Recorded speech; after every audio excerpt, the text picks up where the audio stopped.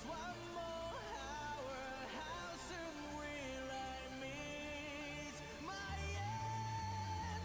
I can't return to those days that I've forgotten, but the memories fade, leaving me thinking, let me feel the power that you lead me to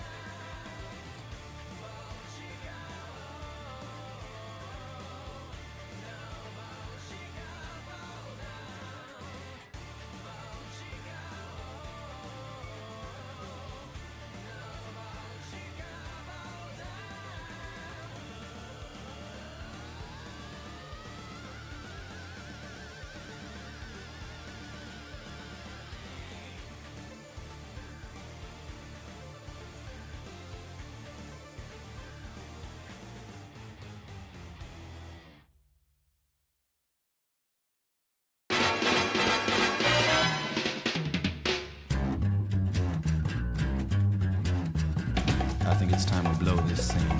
Get everybody in the stuff together. Okay, 3, 2, 1, let's jam.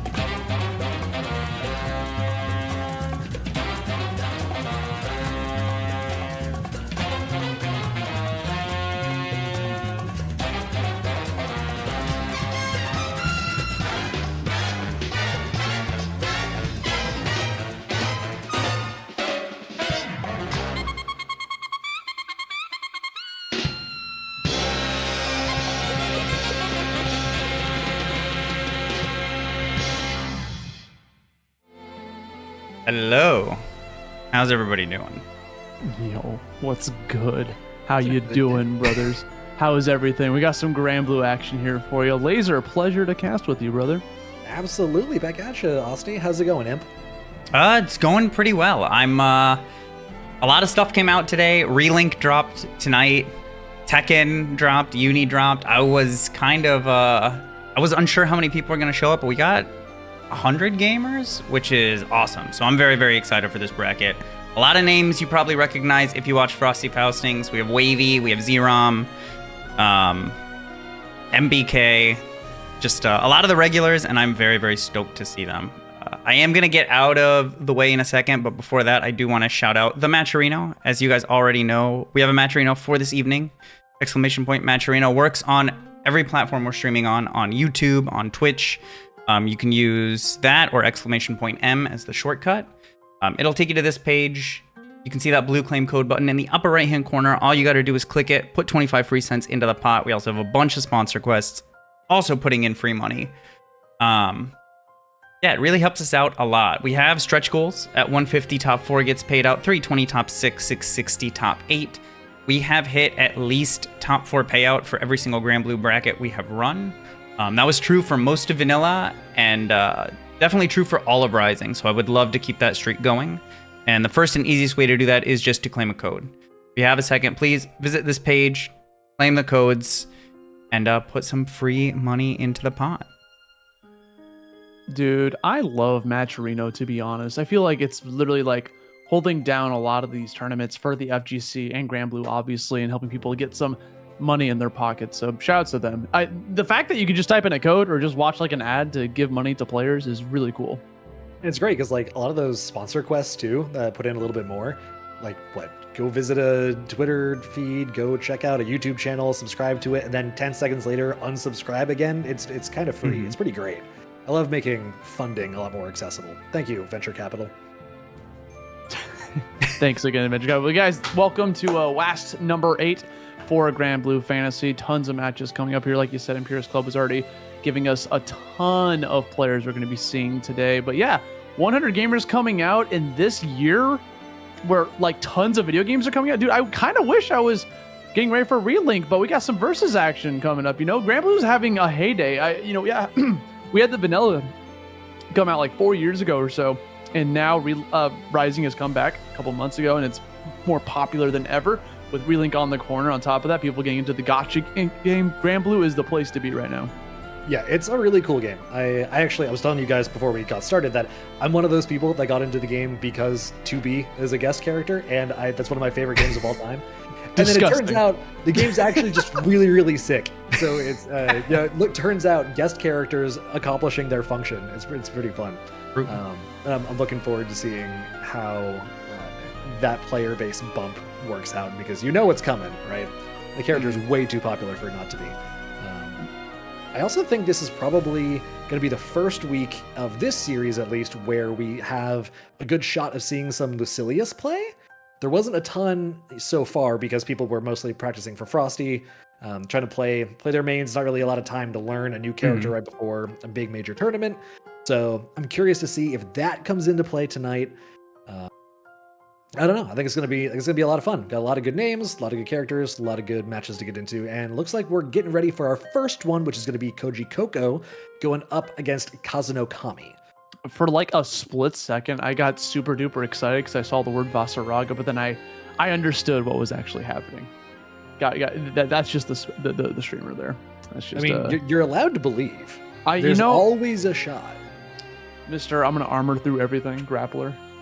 What's really cool is, like you said, having that new characters come into play. A lot of people haven't gotten the chance to, like you said, play this character and show off what they can do because they want to go with the try and true, especially for a qualifier that was happening at Frosty. But now, next big tournament that we're going to be having for this is not for until like probably finals in March. So now is the time to start experimenting with those characters, especially with 2B right around the corner. And what's actually funny is that like Granblue Fantasy is no stranger to guest characters. Like if you look at the gacha game, they got some crazy crossovers.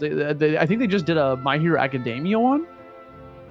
Did they really? That's actually kind of sick. Yeah, it's an IP that I don't see, getting outside of its lane very often. So that's kind of cool to see it reaching out a bit more. I saw images like all over Twitter about it, like showing like Siegfried and Bakugo having a conversation. I'm like, what is happening? What is this? But hey, you know what? Enough about that. We're gonna jump into our first match of the evening. We've got a Nier over here coming from Kojicoco, and then KazenoKami representing with the Grim variety, Grimnir. All right, so my belief in the Vasaraga did not pay off. That's all right. These characters, like near one of those characters we see a lot for a very good reason.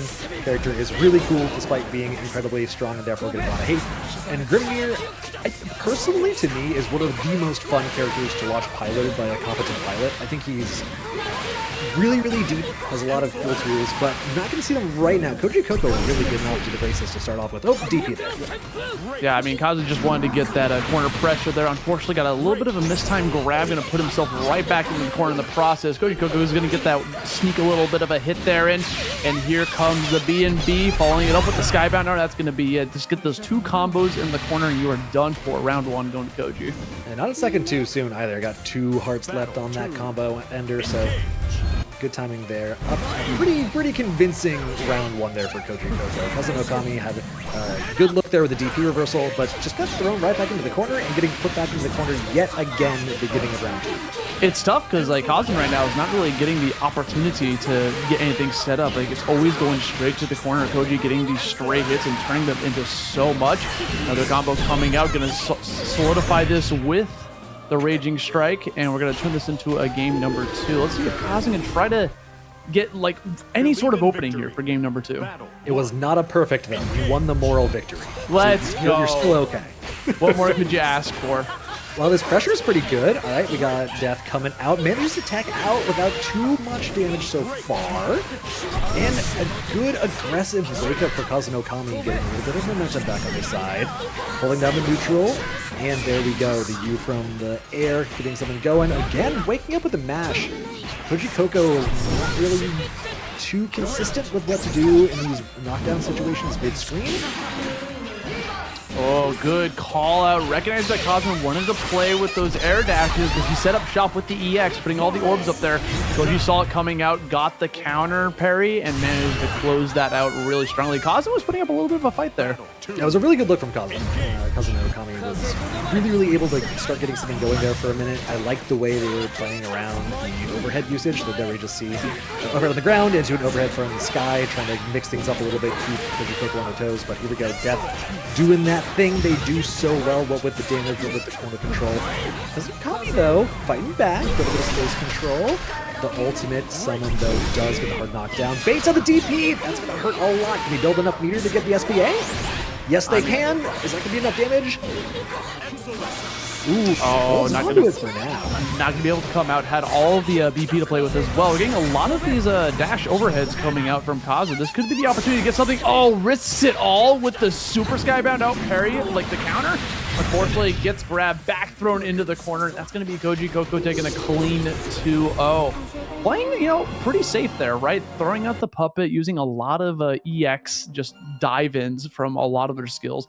So you just have the, having Death do the work for you.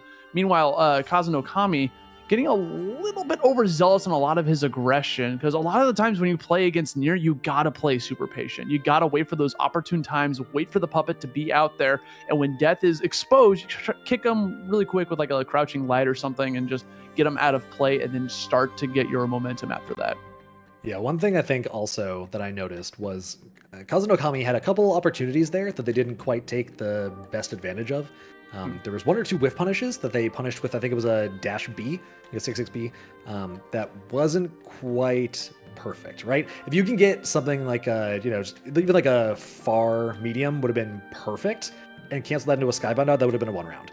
So little things like that kind of add up. But, it was a good look. There were definitely good thoughts there. And that's really kind of the important part, right? Is, are you reading the situations correctly? And then you can work on how you respond to the situations in the future. So I think the overhead from that dash, yeah, you get the hit off of it, but there's not really anything you can confirm off of it, like unless it counters. So it's like you're just kind of like pushing it back a bit and giving yourself a little bit more space. But again, it's not anything meaningful. Like you said, if you get like a far H, get a counter hit, then you can convert that into something bigger. So, well, hopefully we'll see some more from him in the future. I'm always been a big fan of Grimnir. That character is very fun once he gets cooking, right? Once you get like all those air dashes and everything going from all the orbs in the air, you get something going. That's something that he also was doing a lot. I feel like a lot of the round starts, you'll see like the EX orbs. So you just put all the orbs on the screen at once. Sometimes it might be a little bit better to try to do like a lighter medium variety of that, so you can actually continuously put them out there. But some people just want to have all the orbs covered, so it's like something you have to pay attention to. Yeah, I like watching that decision point, especially from either long sets or when you get to see someone playing against different characters, because there's kind of different situations where those are good, right? If you want to get all of them out at once, it works really well against characters that don't have reliable reversals, things like that. But we're going to get into our next game here. We got Space Toast Coast to Coast, which is the greatest name ever. Incredible. Versus Vanitasz, something like that. Vanitasz, maybe? Vanitasz, I think. Vanitasz. Okay, there it is. They've got Lancelot coming out, representing those shiny weapons that are going to flash bang the screen.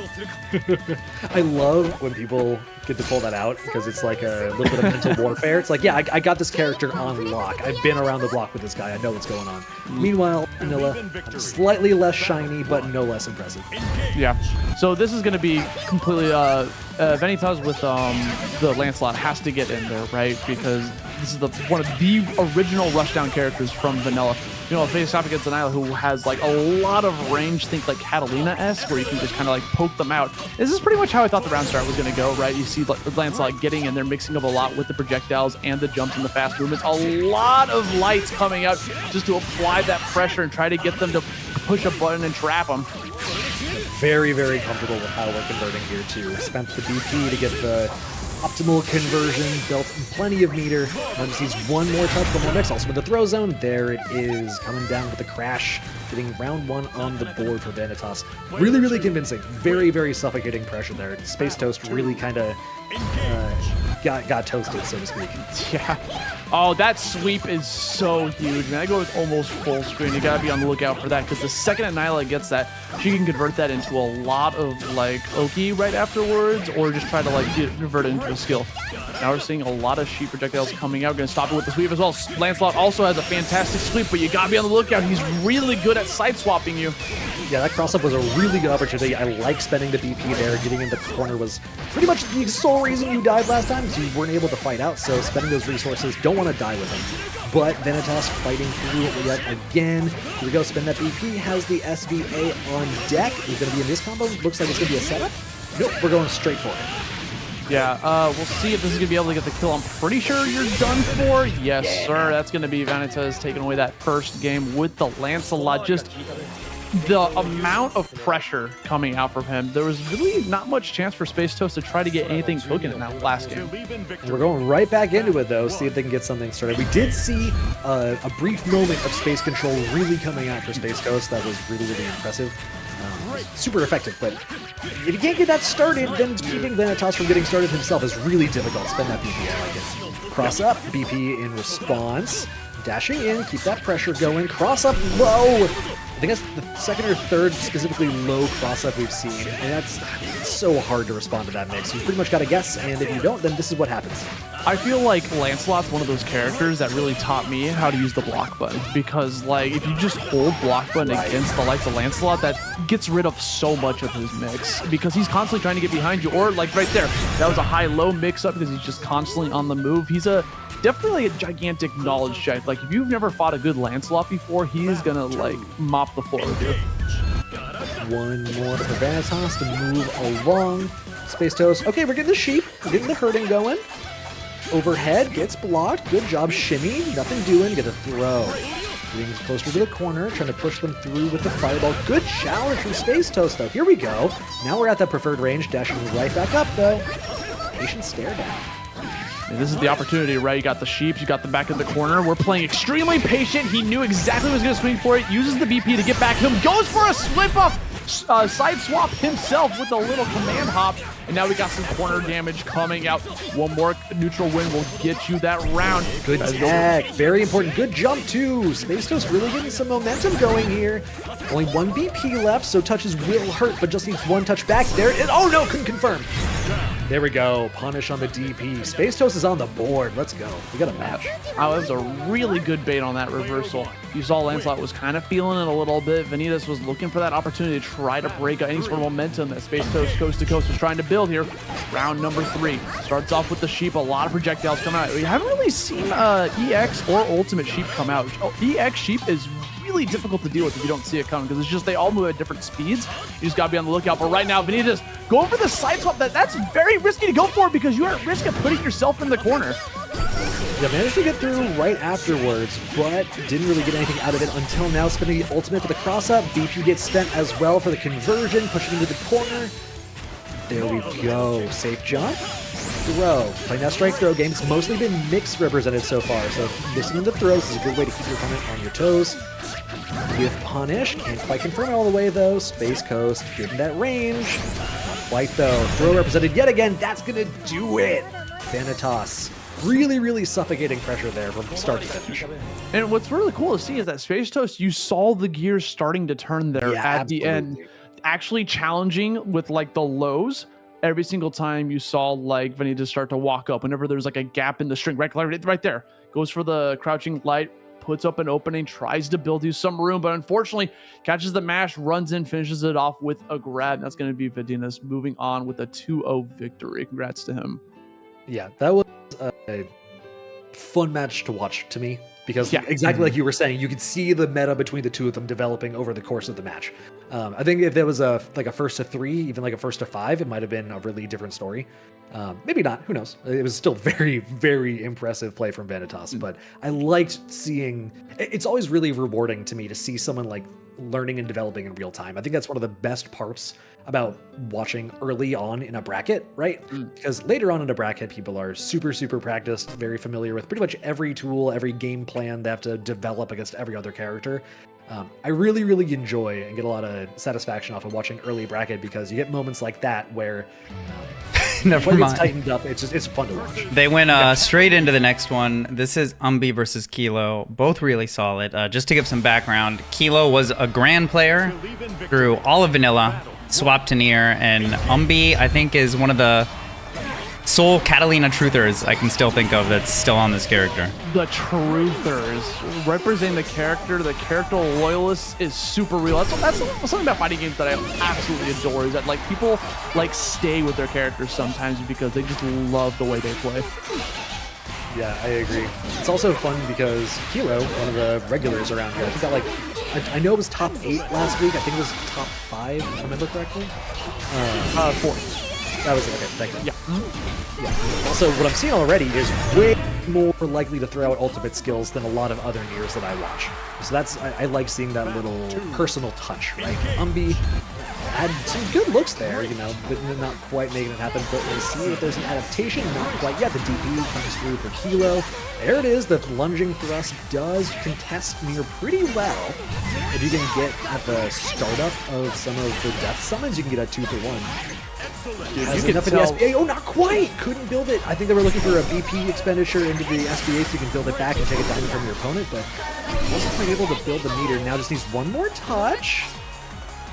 Trying to find that opening, manages to go for it with the final lunge. But if you notice, there was so many crouching mediums coming out from Umbi. Like, that is like Katalina's move, right? If you manage to land that, converts into so much. Try to go for a DP, very risky there at the start, but we don't have the, we kind of dropped the combo there a little bit. Not as much damage as you probably could have gotten, but that's okay. We get some more grabs.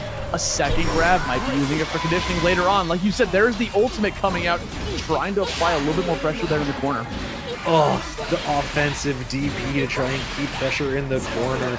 Conversions unlocked. No, not quite. Needs one more touch. Looking for a chip out. Couldn't find it with the ultimate skill. Umbi, you got one shot here.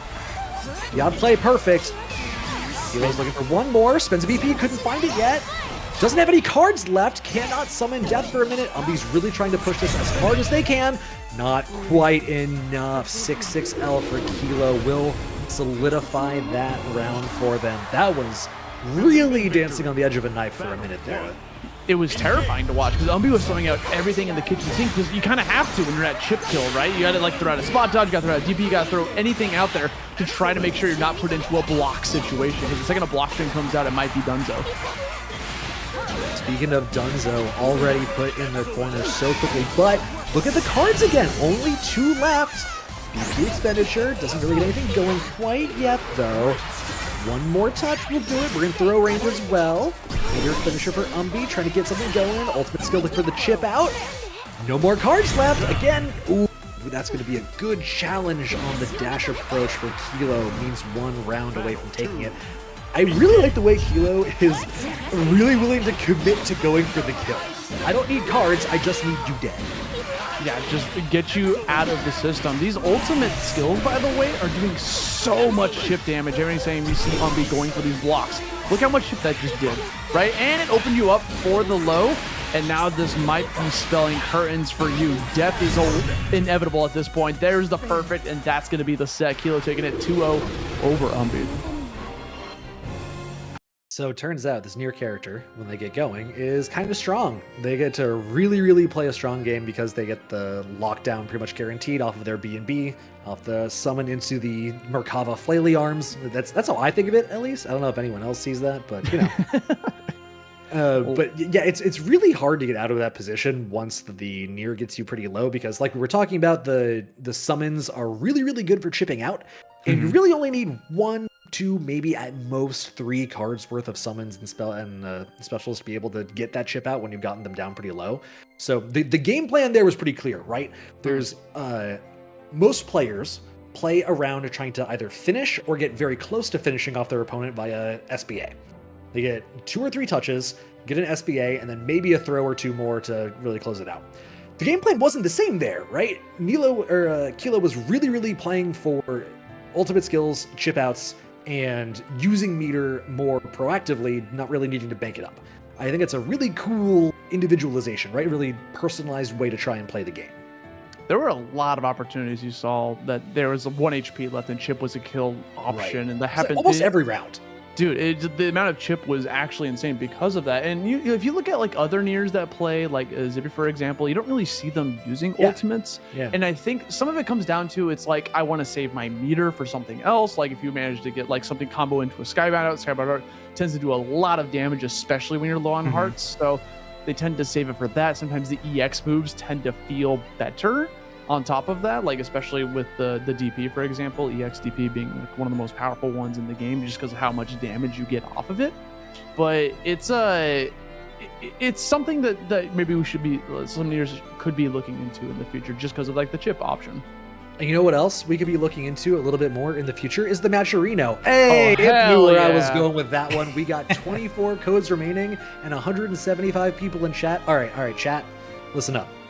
I believe in you. I believe in you. We've been through a lot together. I know you can do this, right? We've been here before. We'll be here again. There's nothing saying we can't just knock it out right now. So if you got a second, which I know you do, we're not in a game right now, hit that Matcherino link, go claim a code, check out the sponsor quests. If you got a couple bucks laying around, maybe throw that in if you really want to support the stream, really want to support the players. If I'm not mistaken, I believe all of the money does in fact go to the players. Yeah, that's exactly what I thought, because we all know Imp's a real one, right? So make sure these players have more and more reasons to come out every day, get those codes all the way down to 17 already. Man, I should have been a salesman. I felt sold, bro. I opened up the link because you were just going so ham on it. I was like, oh, here we go. Got to hit those contributions. Might even donate some money myself. You know what I'm saying? But yeah, again, guys, it doesn't take anything whatsoever to just click on that link and give some free money to these players who are putting on quite the show for us. Coming up next, looks like we got Mega Dosage facing off against Himbo Neutral. I love these names. Six and Zeta.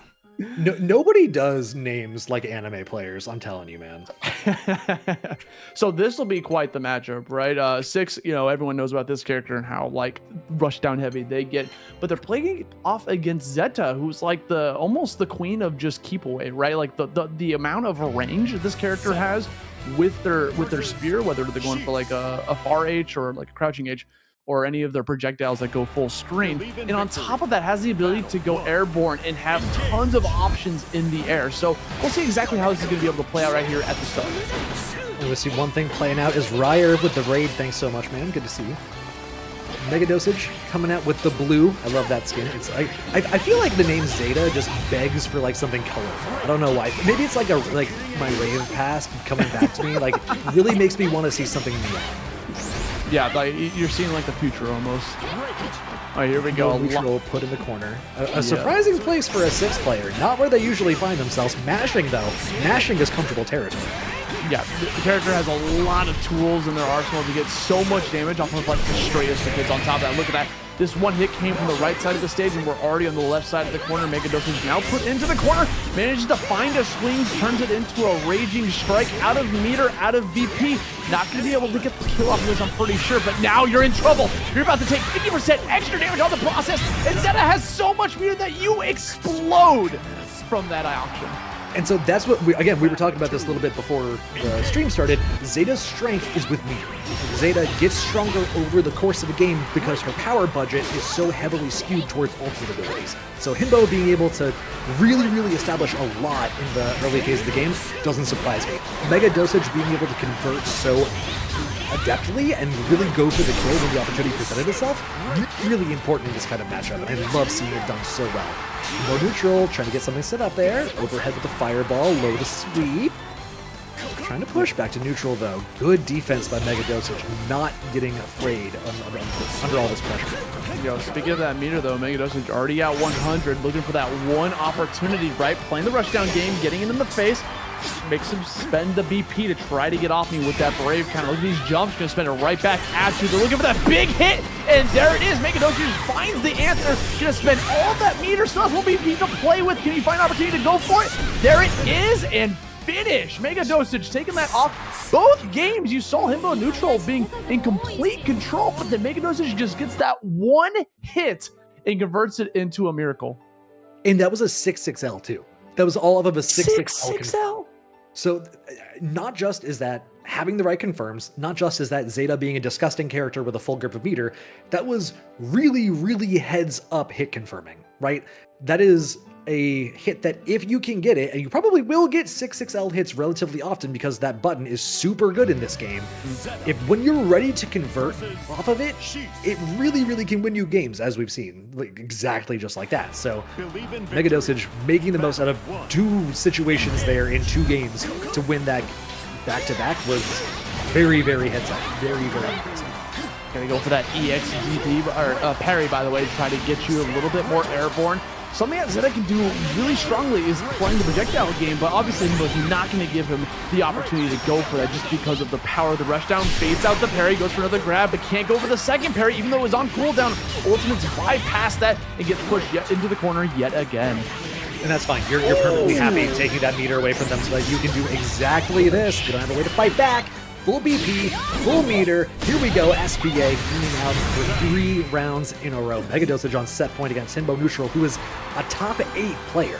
Yeah, dude. And that was off of a shimmy. Like you saw him walk in, walk back, get the close heavy, stops your dash in again, puts you in the corner, but then we're stopping you right back with a light, crouching light coming in. 2L, baby. Here we go. That's another 6-6L chain. We have a whole bunch of resources. We've been here before. Himbo neutral, you better be a little scared right now. Mega Dosage has these conversions. One more touch. There it is with the overhead dive. No, can't convert all the way, but we got it on this one, surely. Unless it's a commentator first. No, we're good. We're good. Okay, everyone be chill. I didn't do it. It wasn't me. We're fine. Mega Dosage takes it 2-0. That was clean. Like that was 4 rounds in a row, super fast, and it's almost already over, dude. Something I've noticed about Granblue is like these sets are going pretty fast. Yeah, I think that has a lot to do with the fact that players are significantly more comfortable with their confirms than they were a month, 6 weeks ago. Right. And we kind of figured out how to route in BP usage within combo structure, because that wasn't something you saw a whole bunch at the beginning of the game's life cycle, right? And obviously, you'd figure out things as you go along, so it makes a lot of sense. But yeah, we're truthers in chat. This is indeed a killing game once we got things a little bit figured out, especially when you're playing Zeta with all that meter, all those BP to use, and Himbo neutral is dead. Very, very extremely dead. What's actually nuts is you saw Himbo neutral going in there. I think he connected like 3 grabs in a row, right? So I was waiting for the bait, right? Like, here it comes. Here's the conditioning, right? Surely the 4th grab doesn't come. Instead, you bait it instead, but then calls it out, gets the crouching light once again. Like, so many crouching lights for just stuffing out the dash, which is hard to do against a Seox player because Seox has the fastest dash in the game. So like, this man's dashing at you like he's Naruto, and you gotta like just stop him immediately. So to be able to call that out and have the reflexes for that is very impressive. And it's not just the dash, right? It's like Berserker Barrage, EX Berserker Barrage, Ultimate Berserker Barrage, teleporting, jumping off the wall at you. Like, Seox has a lot of ways to just do stuff. And so being able to use your tools to keep the Seox from doing stuff is both really, really difficult and really important. So really kind of shocking to see someone able to control a Seox so well, right? It's like, okay, for Ryer, you rated earlier. I know you understand what I'm about to say. It's like watching an aggressive mid-range like mono green Stompy beating like mono red Burn, right? You know it can happen, but that doesn't make it less impressive to see the kind of aggressive deck beating the extremely aggressive deck sometimes. Hey, you know what? Sometimes we gotta get those references in. But one thing I did want to point out is that before the cast, Laser, we were talking about how Zeta, like I was saying that like I feel like we don't see enough Zetas in bracket because this character is very slept on. I think she's insanely strong, as we saw right there. When you give her meter, she's gonna do so much damage to you. Like I said, it is a killing game. So it's really cool to see a Zeta finally like come up here, and we're gonna see how far they can be able to push this bracket. It's nice. I think in the future we might be seeing a lot more Zetas. I wouldn't be surprised. Especially, again, another thing we were talking about before the cast started with the season pass costume coming out. Oh, yeah. There's a guaranteed popularity bump for pretty much any character who happens to be the beneficiary of a season pass. We saw what happened with Narmaya. Yeah, exactly. And she's not an easy character either, so. Always putting them on the difficult characters. They have so many costumes, and like, I'm here for it, man. I know everyone wants Summer Belial. That's like the big one that everyone has been asking for. God, what more could you ask for? I mean, that's Granblue in a nutshell. It's a gacha game, so there's tons and tons of costumes that you could easily take references from. Relinks on the horizon too, so some costumes from that game as well. Me personally, I want to see the Gran costume, even though Gran's already got a costume, right? So I understand, but the Relink costume kind of goes hard.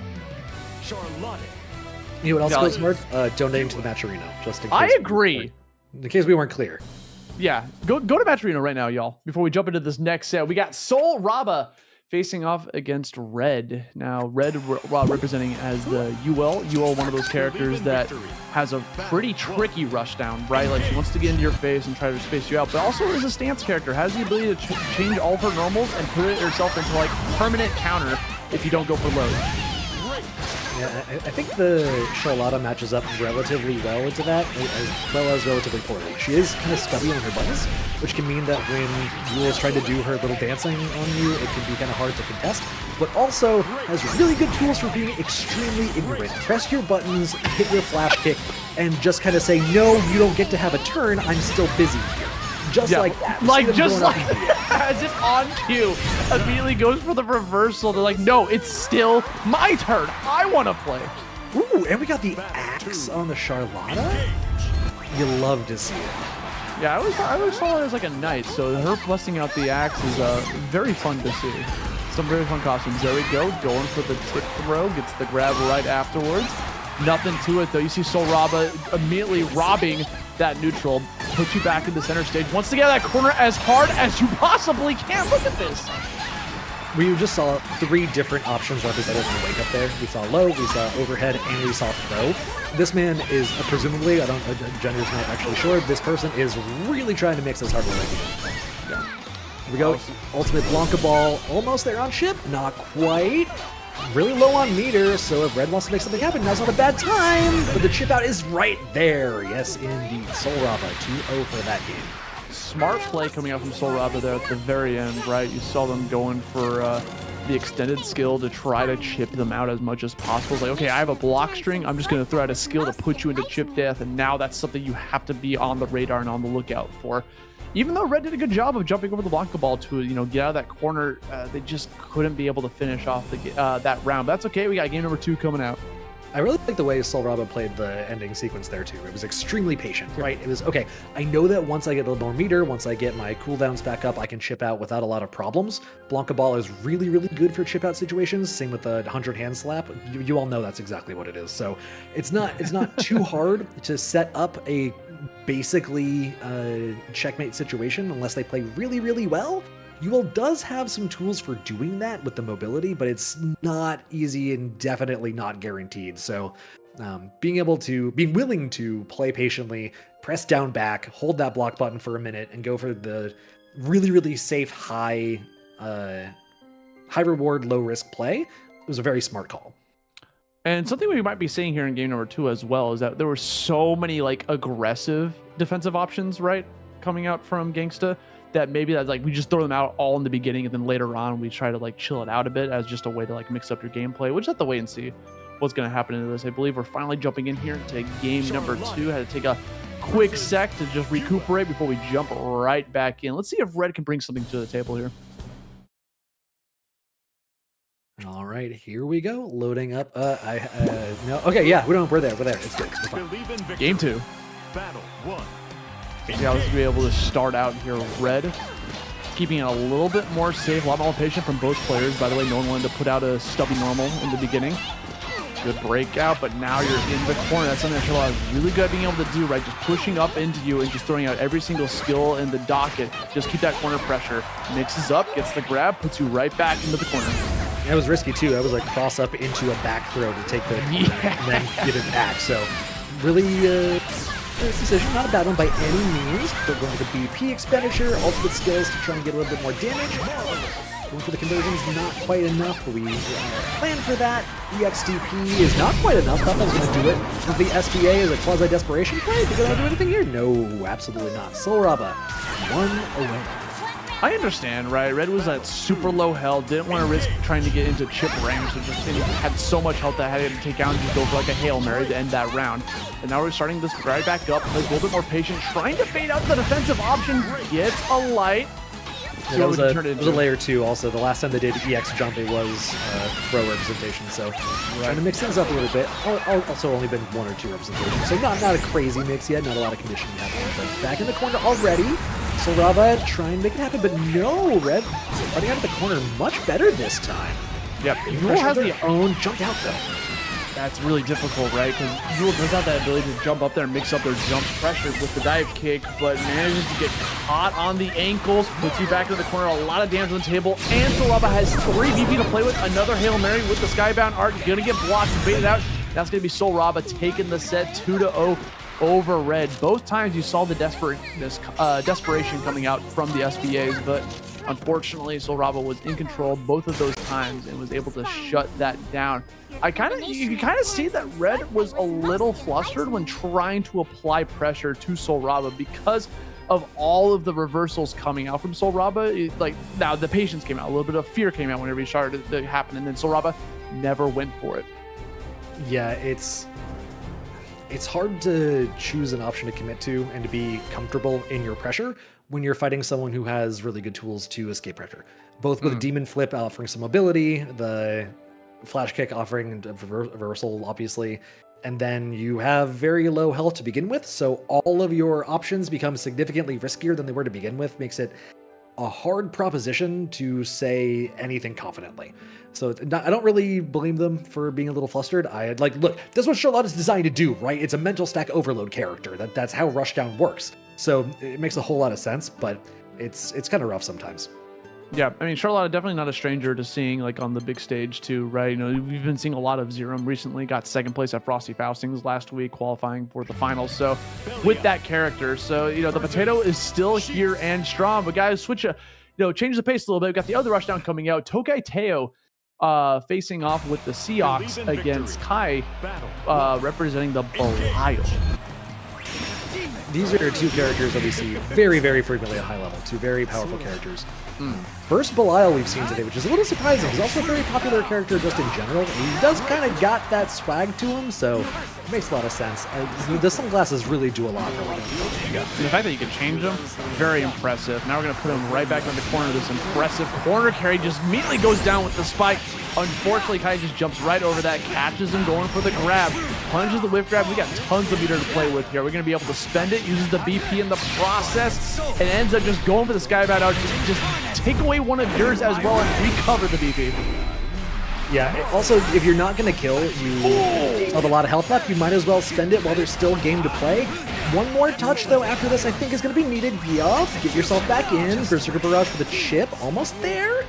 Looking for a little bit more. There it is. Finds the whiff punish. That was really well played, really well structured from Tokai Teio too. Yeah, even go for the risky side swap, like in the corner. If you mess that up, you're now in the corner. That's a terrible spot to be in. Oh, we got a big meaty punch coming out with that anti-air. 2H the crap out of that and turn it into some more damage. Kai going for the risky DP to try to get out of there. Teio just not giving it up. Not going to be quite enough. I say go for the SBA again. You can structure this exactly the same way you did last game. Absolutely.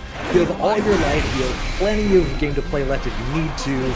No reason not to spend. Go build that meter back up. If you even need to, cross up on the low. One more touch for the throw zone now. DP trying to reset this pressure a little bit. Baits out the parry, but doesn't find anything off of it.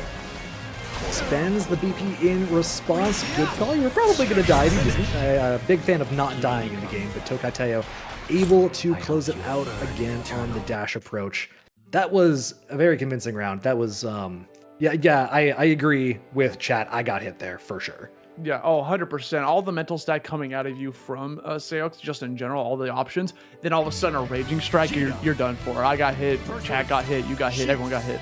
And we got a character swap coming out. We're going to swap over to Djeeta. Go from one shoulder to the next, right? Believe in victory. I don't mind the switch. The parry definitely wasn't really going to get a whole lot done there. Its risk reward is really scary against someone like Six who can get a lot done off of one touch. And also, the Rekka has really great wall carry, which I think is kind of important against Six. You want to stay as far away from getting cornered yourself as possible. But we see the side switch coming through, offers Tokai Teio another opportunity to get something done in the corner. Combo limit is hit. TK with the fireball, goes for the throw. Falling buttons does hit. Dude, Tokai the SBA here again for sure. Tokai almost getting away with murder right now because there's so many jump-ins that he's been able to just clock in with no anti-airs coming out. Granted, there's so much pressure coming your way, you're not going to be able to expect it. Like right there, like got a small little jump, could have been an opportunity, but you're just so afraid of what Six is going to do towards you that you're not even thinking of the jump. I just realized we're rocking the fish on Djeeta. I kind of love that. You got to have the fish. If the frying pan is banned, then you got to go for the next best option. Absolutely. Next best option is also Ogden 66L, getting something going for KaiAi here. Oh, good call out! Knew the approach was coming at some point. There are lots of options that the reversal will cover. Now you're down to 1 BP. Really in the throw zone here. Looking for chip. There it is. Good mash on the Berserker Barrage. Gets KaiAi on the board. Yeah, solve the gap in there. Knew the somersault was coming, so you're just going to go for the light to just immediately shut you down. That's something you can do against wall jumps, by the way. When he comes at you, you just call that out with a DP or a skybound art if you have the full meter. There we go. Good call out with the claw. Going to put you right back into the corner. Tons of damage. Mixes up with the grab. What's the next thing we're going for? Tons of pressure. Too far away from the grab. Gets all the way to the other side of the map, just off of 1 Rekka and a little bit more pressure. Good confirm, trying to keep it going. 2H counter hit, has a whole grip of meter as well. No, can't quite find it. Mashing that throw, get out of the corner. There we go though. KaiAi finds another hit, confirms it with the SBA. You are absolutely dead. This is the first match on the night officially where it's not a 2-0. We're one piece. Yeah, finally got her against all the game 3 situation. It all come from finally calling out that jump. Got the anti-air and converted into, probably could have converted into a little bit more damage, but you know, it was enough just to get Tokai into the corner. Game number 3, jumping right back into it. The rush down coming out from Tokai, incredible. Putting up the pressure, a lot good Oki option, just going for some pokes here and there. And that's something you also got to be afraid. You can't be afraid of doing, right? When Six is jumping at you like that, the immediate pressure, sometimes you just got to go for the DP. I also love finally seeing some shimmy coming out of KaiAi too. It's something we don't see a lot. Right, challenging with the Rekka immediately. Tokai fighting back with the low light really quickly too. Yeah, tons of crouch. Just gonna go for the U. Runs up, gets the grab. Very good at the mix-up game. Kai not afraid of going for the challenge. There's the jump in. Not able to get any sort of meaningful damage off of it, though. They both got full meter. A lot of BP on the board here. Next hit could probably seal the deal, so they're both playing insanely safe at this point. Grab coming out. There it is. That should be enough, I believe, down to 1 diamond. That has a whole lot of extra damage behind it. Not quite. Okay, color me incorrect. It looks like I'm trying to threaten a walk-up throw. Close light will take it on the cross-up challenge. 1 away from this character swap, doing everything it needs to do. Yeah, I think he didn't kill because Kai did the full auto combo beforehand, so that really decays the SBA right afterwards. DP out of the pressure. That's something that's been represented a few times so far. Tokai hasn't really had to structure around it too hard. We have seen him going more for safe jumps, medias, things like that, instead of any sort of crazy setups that Six can represent. Has full meter, BP expenditure, gonna build it right back to the SBA. Yep, absolutely spend that, get that damage in while you still have the possibility.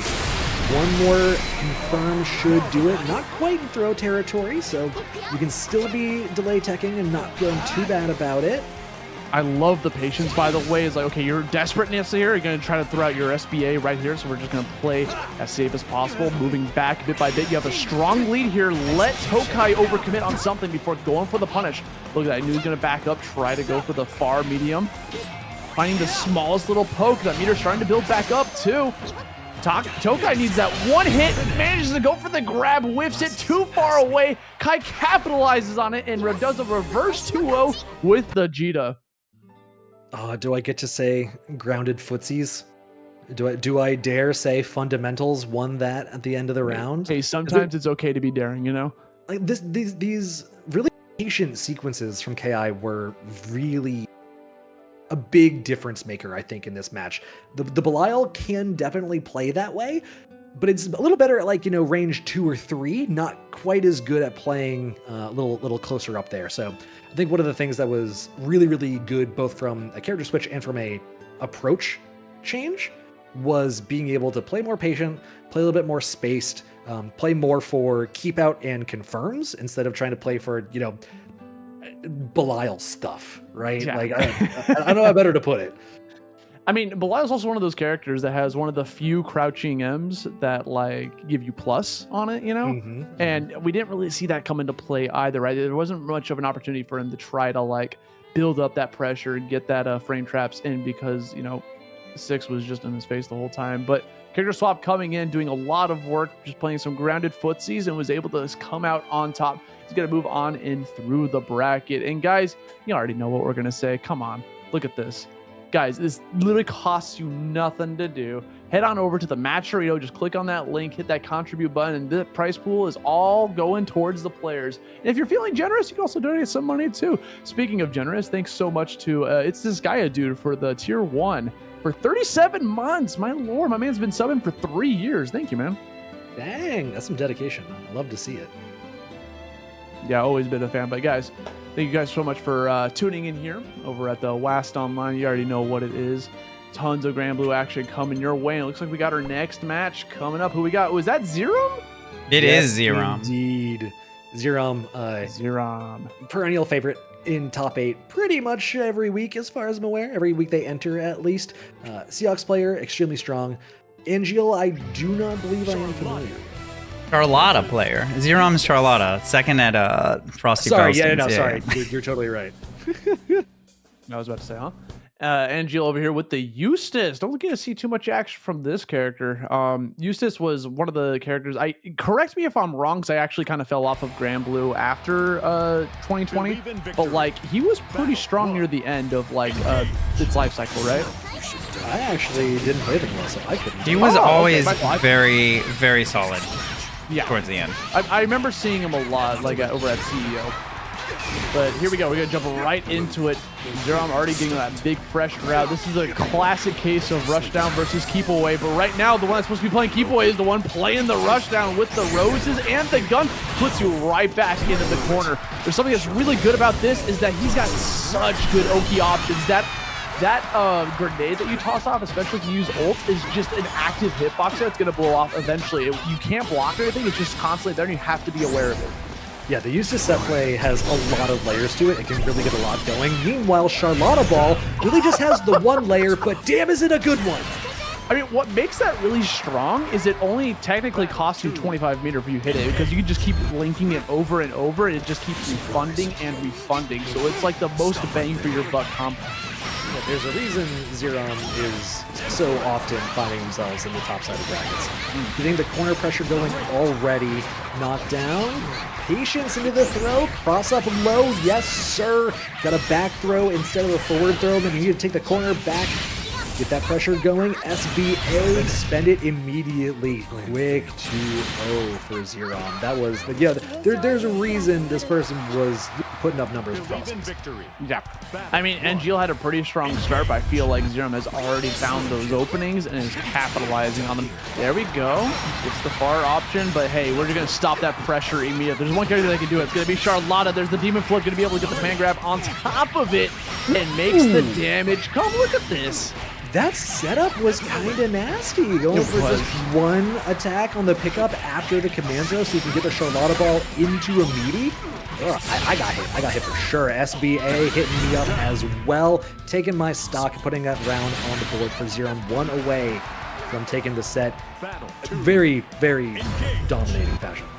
Yeah, the second we got that one hit from Xerom, it just snowballed. There's something about Xerom and just Charlotta in general that is such a snowball character.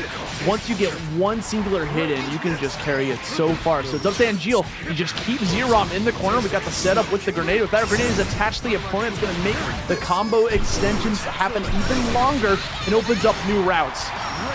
And that's the second time we've seen Xerom willing to go for the ultimate flash kick after the ult grenade was placed down. Surprised NGL hasn't tried to play around that yet, especially when you're getting kind of close to being in danger zone.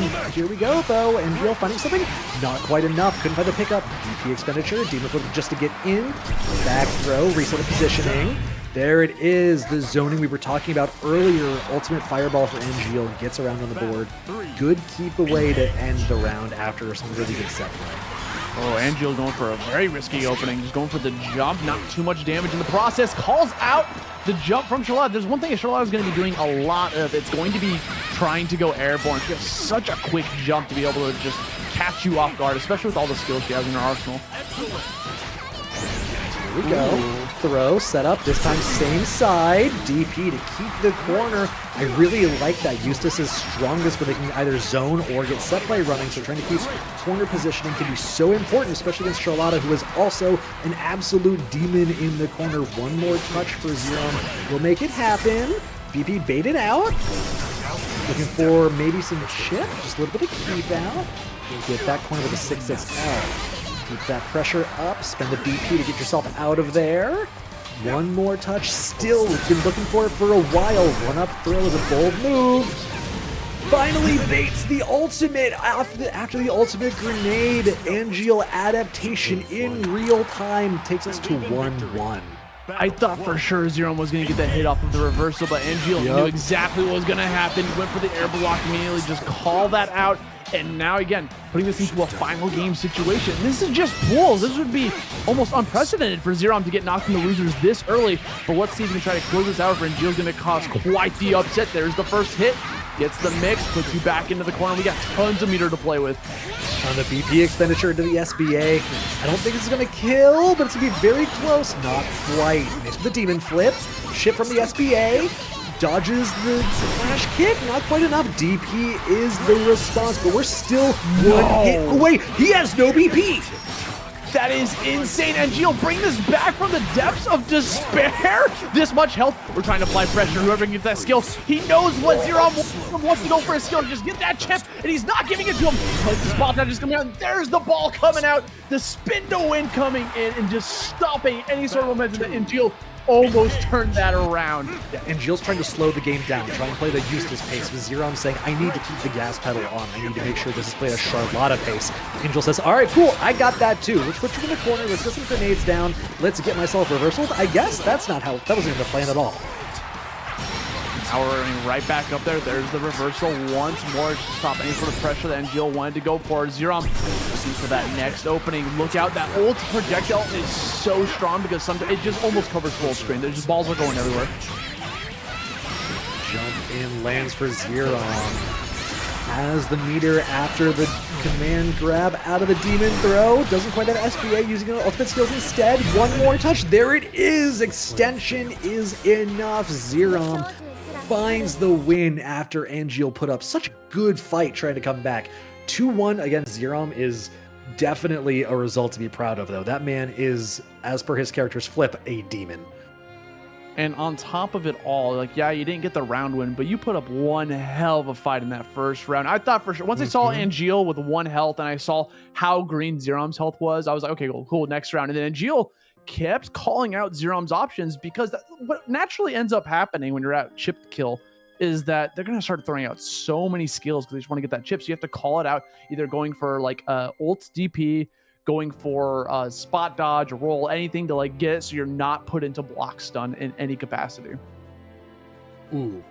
Our next match rules. It does. MadBestKiller going up against Coach Steve. If that isn't worth heading over to the match arena and claiming a code to contribute 25 cents to the pool, I don't know what is until probably the next match. But we're not there yet. So while we're still on this one, head on over to the match arena, get those codes claimed. We are very, very close. And remember, Imps told us we've gotten at least top 4 payout, or was it top 6 payout every time? Top 4. We have gotten top 6 a bunch, but not every time. Right, so far, we've always hit top 4. We're so close. We're like $10 away. There is no reason to think that streak's getting broken. But in order to keep the streak, we can't get complacent. Chat, hit the button, hit the link, hit the claim code button. Let's make this happen. I can't believe how high it's gone. Like in such a, we're only in pools, and it just keeps on climbing. Tons of great action coming out here for the players here. But yeah, let's talk about this next set, shall we? We got MadBestKiller facing off against Coach Steve, which I'm kind of shocked to see here in pools alone. This is pools, right? Yeah, this is to make it out of pool into top 24. So the winner makes it out in winners, and the makes it out in losers. So they're both guaranteed into top 24. It's just positioning that matters. Right. Gotcha. Yeah, Coach Steve obviously going to be rocking with that Siegfried, who we've seen so much of, especially over at one of the qualifiers in Europe, right? When we saw the Siegfried mirror match happening in grand finals. Very strong character, has tons of tools to be able to play with that, like a lot of shows like to rock. And on top of that, just puts out so much damage, actually taking help away from himself to increase the damage to do even more. Meanwhile, facing off against MadBestKiller here with the Belial, I feel like this is going to be kind of a fireworks match. Yeah, this is 2 players I really enjoy watching. Coach Steve plays pretty fundamental right up until the moment where he doesn't. He likes to play pretty clean until he pulls out the dirty stuff. MBK, also one of those players we see almost every week. Very, very practiced and sturdy player. So this is going to be a good one. Coach Steve getting out to a good start until the back throw incident occurs. MBK getting something going, trying to get the 5H pressure. Fighting out though, Coach Steve doing a good job already. Jumping over the fireball. Predictive on both grounded and projectile options means MBK gets in again. Finds the SBA, routing super sturdy there. Spend a BP, take it away from Coach Steve. MBK set up really well this first round. And that fireball's pretty big. Uh-oh, we're catching those jumps. Can't be doing that. This is a no-fly zone. We're putting it right back into the corner. That's going to be round 1 going to MadBestKiller. By the way, I was a little shocked by Coach Steve's start, right? He did the Raging Strike, but didn't have any meter to convert off of it. Yeah, these things happen. You got the rest of the set. It'll be fine. Of course. Don't ask questions. Ask questions when the set's done. This is what happens when you ask questions. You just get completely annihilated over here in the corner, going for the 3 lights in a row to keep that corner going. Unfortunately, we're trying to risk the side swap, and because we went for it, puts herself right back in the corner, but Coach T does not care. We're going over to the other corner now. That's one of Siegfried's strongest tools. That ultimate is able to carry you into the corner from anywhere on screen. It is a dirty, dirty tool that gets you so much mileage. But MBK already finding the corner himself, going for the SBA again. Super variety too on top of that. So that's taking away all of Coach Steve's BP and applying a lot of damage on the board. He went from very healthy to less than half with no BP, no options, nothing to put you out of there. But he finds the mark and converts it into one of his own. I didn't notice it was an SSBA for MBK. That did a lot of damage, but Coach Steve really heads up, hit confirm there into his own SBA. One apiece. And they're staying really good back and forth here. No one's really running away with it, which is kind of... It's one of the more fun parts of getting later into the bracket. Run up throw. Get that screen position already. Good tech on Coach Steve. Trying to fight back with the far lights, which is it's a really, really good tool for Siegfried to try and fight back. The JU finds him way out of the corner. Looks like you're trying to go for a brave counter, but because of the gaps, got the Raging Strike coming out instead. Tries to go for the Hail Mary with the DP, and we got a big punish coming up for that. Yeah, that's gonna hurt. Also gets the screen positioning, takes away a diamond. MBK set up so well. He has so much health to work with. Coach Steve spending a diamond. You know what? You have so little health here in one-touch zone anyway. You might as well spend your resources, see if they buy you an opportunity, but not quite this time. MBK taking the first game. Coach Steve says, all right, that's fine. Let's go right back in. We got this. Straight back into game number 2. Seeing Steve actually make a little bit of a distance between himself, right? Because he recognizes that his projectile game might be a little bit stronger depending on how he plays around it. As long as MBK doesn't go for like the parry, which we saw happen coming out.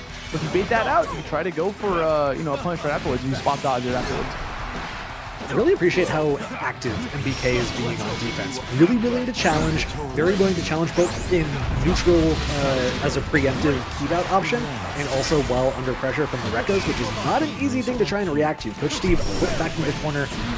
Until now, using that ultimate once again, getting corner control for himself. Is this going to be enough? He doesn't have enough meter for the SBA. Might be able to build it. Not quite, I don't think. Not quite. One more touch. Throw is not going to do it either. Different kind of touch. Maybe another throw. Nope. You're going to go for the safe jump to build off that diamond from your opponent on top of that. Now you got him in the corner. Both players on a very low health. We're spending all of our diamonds in the process. Brave counter after brave counter. Who's going to swing first? Ooh, parry stance doesn't quite get it done. MBK is in chip out range. Coach Steve has a hard time doing that without the fireballs, though. Parry comes through again. Ultimate DP gets punished. That was incredible. I appreciate a good walk-up EX DP as much as the next guy, but Coach Steve was very ready for that. When all the chips are on the table, sometimes you just got to go for something like that. When you're one hit away, one chip away from dying, sometimes you just got to go for that DP.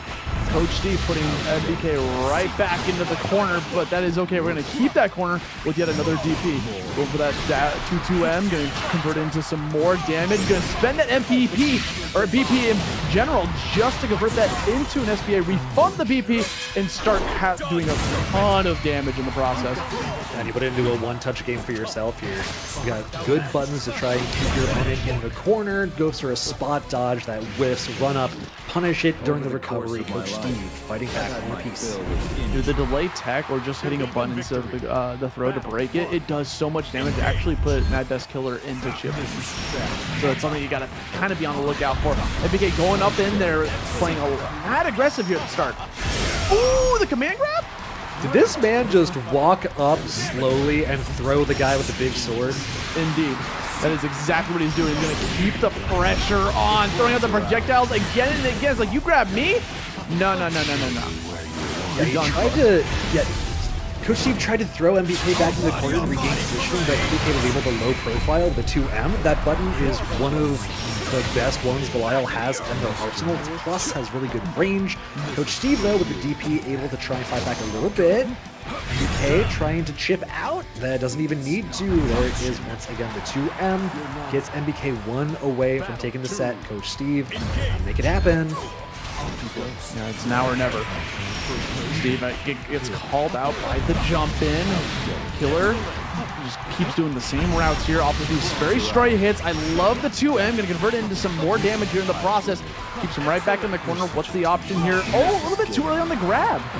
Yeah, just jumps out too. Coach Steve could have probably gotten a much scarier punish, but decided wanted to keep the corner pressure without spending the meter to put into the other corner. I don't hate it. Coach Steve has plenty of resources, but so does MBK. Finds the conversion with the BP expenditure.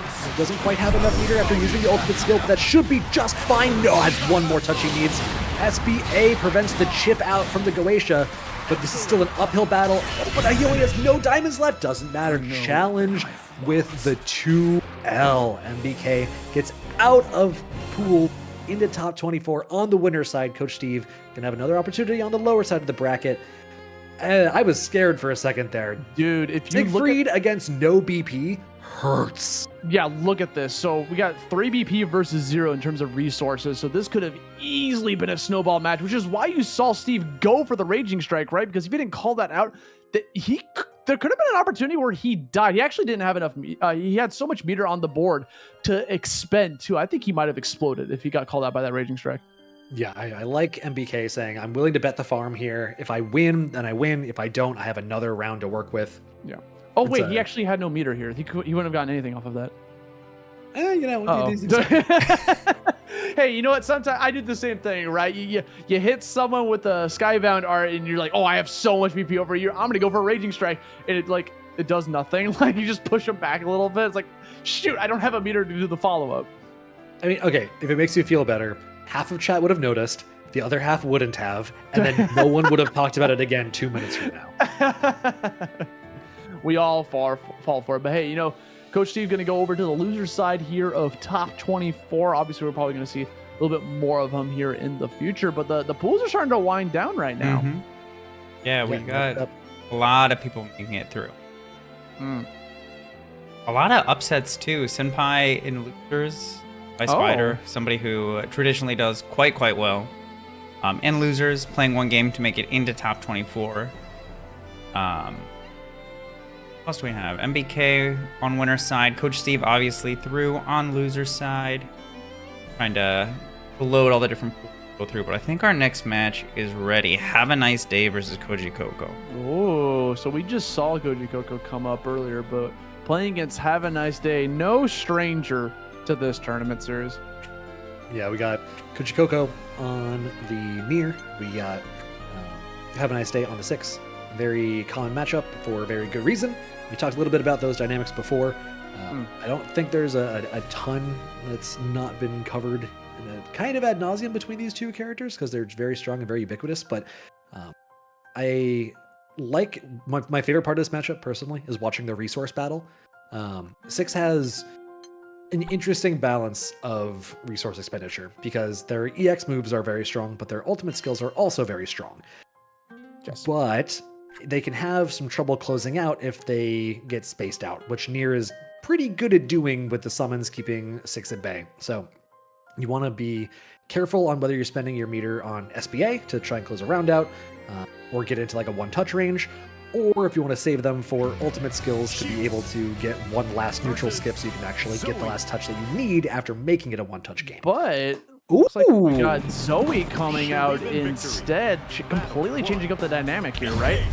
Zooey, one of those characters that likes to play a little bit of the keep away game until they find an opening, right? Because they want to have enough distance to be able to set up their dragon meter, to be able to spend up a lot of their resources. But against the likes of 6, you might not be able to find the opportunity to do such a thing.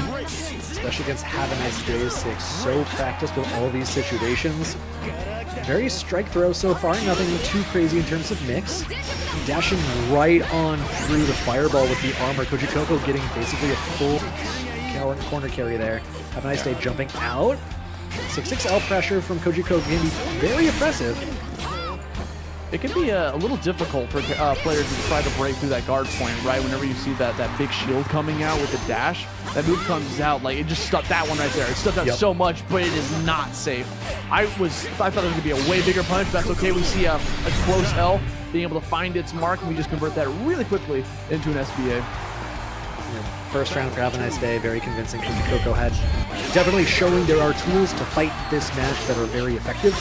Zooey definitely not seen quite as high regard as Six, which is probably deserved, but definitely has the tools to make this happen in the right hands. So not out by any means. Guard point, like you said, coming to play right there.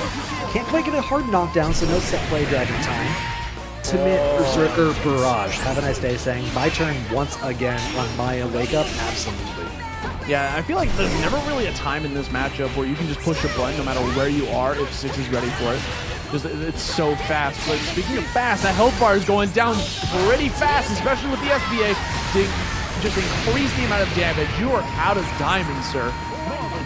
Man, Zoe's SBAs are almost as cool as donating to the match arena.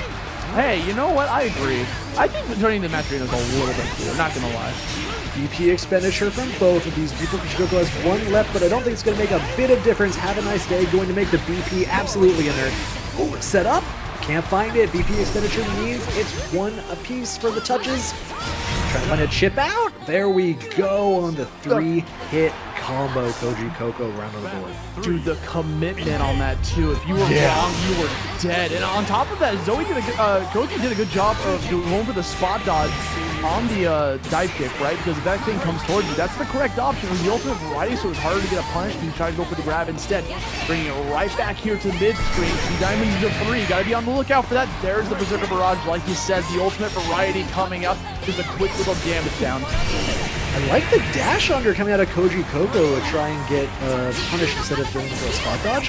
Hit confirm into the SBA. Kojicoco is playing on point.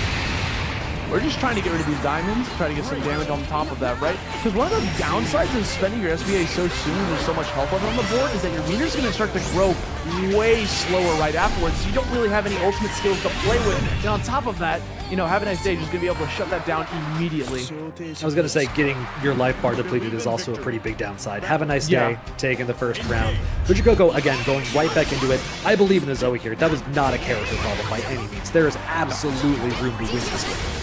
Yeah, I mean, this is a character that actually has a lot of tools you can work with. Good call out on the parry.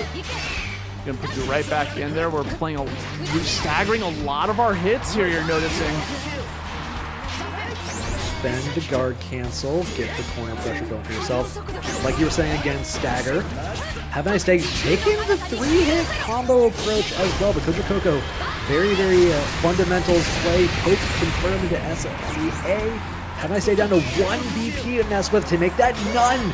It was a 1-hit game either way. I don't mind that decision whatsoever. Kojicoco, though, has the 6XL pressure. Have a nice day. Can't quite find a way out yet. BP ultimate for ultimate. Trade, I think, goes in favor of Kojicoco. Either a clean hit or a trade.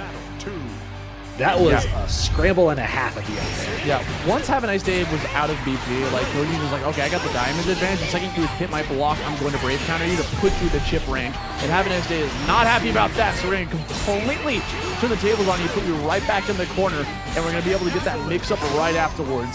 Tries to go for the grab, good smash out, but unfortunately gets called out one more time.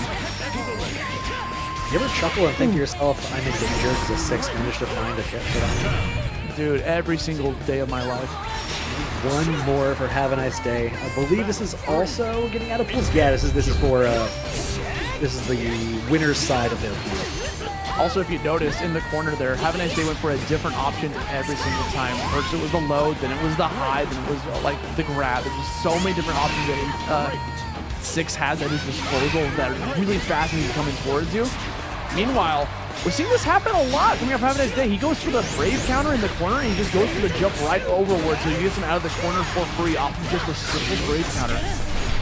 Spending the SBA, taking those BP away from Kojicoco, maintaining from the pressure, get a hard knockdown, try and snowball from there, but look at the meter difference. There's a lot of resources to work with the Kojicoco side. Have a Nice Day. In danger here at the SBA confirmed yet again. You're gonna notice that Koji doesn't really go for ultimate skills that often, so might as well just save that meter for the SBA instead and allows you to play with that. Havaniceday turning the tables on him, goes for the Oki, another grab, guard point coming out and be able to take the game in the process. Koji putting a point on the board against Havaniceday, who is playing like in the past, has won tons of tournaments like TNS. I think he won the latest TNS, so like tons of results underneath this guy's belt. No stranger to this. Koji putting a point on the board is very impressive. And on a character that's not really considered to be very strong by a lot of people. Havaniceday trying to put the top tier allegations in practice, though, keeping that pressure in the corner, going 6-6L challenge out of the corner. Look at the Dragon Meter, too. It is really cranked up there. You can really get something going here with Zooey if you find that hard knockdown. Havaniceday will not make that easy. Spend the BP. Get yourself out of the corner again. You got one more to should you need it. Oh, but Koji is gone. That meter is now gone, just calling out that opening in the gap. And now Havaniceday is completely out of resources after that ult. Oh, but Kojicoco tried to go for a parry bait, ended up not being able to maintain their turn after the knockdown from the SBA. Havaniceday with the ultimate skills, the guard point to fight back. Kojicoco one away from sending Havaniceday to losers. Immediately going for the close light right afterwards. Koji on the verge of making history here at WAST if he can just keep this up. Fortunately, Havaniceday putting you right back into the corner. Tons of pressure coming out. Guard point yet again. Not going to get too much off of it. Nice punish. Yeah, that footsie shimmy there so you can get the ultimate Berserker Barrage. Keep Kojicoco in the corner. Spend the BP for the combo extension. Don't have SBA, don't have quite the meter for it, but keeping a position advantage is important. Ultimate into the BP. Kojicoco looking for a hard knockdown here with the ultimate skill, I believe. Try and get the set play. Yes, sir. Lightning Field is set. Have a nice day. Trying to play with the floor is lava. Fights out of the corner with the SBA meter behind himself. No, goes to the ultimate skill. Instead, confirms out of the overhead. We're at a final round, Austin. Dude, and that was such a good mix-up too, right? Havaniceday ran up there, was to bait out the grab because he's done it so many times and ended up ending it with an ult. Here we go, Havaniceday putting on a ton of pressure. Crosses up with the EX. That's the dragon. Havaniceday getting thrown into the corner. Here we go. We got that pressure. Dragon breath. I think he's scared of the fire too. Down backing. We like blocks here until we get opened up. Kojicoco has the meter behind this. Down to one diamond on Havaniceday side. Any stray hit converts into just the most basic of combos. Should put Kojicoco in the top 24 on the winner side. Now we're down to none. Havaniceday needs to play perfectly to make this comeback. This is looking very bleak for Havaniceday. Needs to find that one opening. No BP. Does have meter. Could easily turn this into one more meter and take that advantage. You find one opening, but you're at chip kill. We're going for the Hail Mary. Do or die time. Gets the call out. Spot dodge coming out. Koji taking out Havaniceday to qualify in the top 24 winners side. What an upset. Not to take anything away from Kojicoco. I did not see that coming. Havaniceday, no. An extremely strong player. Kojicoco just playing solid. There wasn't gimmicks. There wasn't knowledge checks very much. They just played really, really well and got themselves a ticket into top 24, which is more impressive, right? Zooey can be a knowledge check character. There's definitely some grimy Oki situations you can set up for yourself, which can get really hard to react to, really hard to even just know the right thing to do to begin with. So the fact that, yeah, that definitely came into play a little bit. Like the lightning field came down in the last game. There's definitely a little bit of, I like the word grimy. All right, I'm going to roll with it. A little bit of griminess coming through. Hey, you know, there's no harm in that.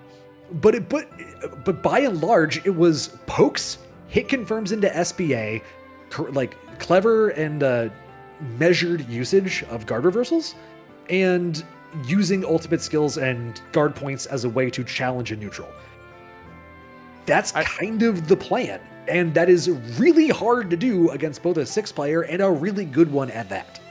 Yeah, just having all those tools. That ending is probably going to be seared into my mind for a while, right? Because there's opportunity. You saw that Havaniceday was back against the corner, 1 health, chip could kill you. You only have so many options that you could do. You either send the SBA, right? You just send the super SBA, or you spot dodge. Like, those are like pretty much your only options in that situation, or else you're going to get chipped. So opt to go for the more aggressive option. And we saw the patience coming out, recognized the victory was within grasp, and they took it. With Zooey, the character that we don't really see too often.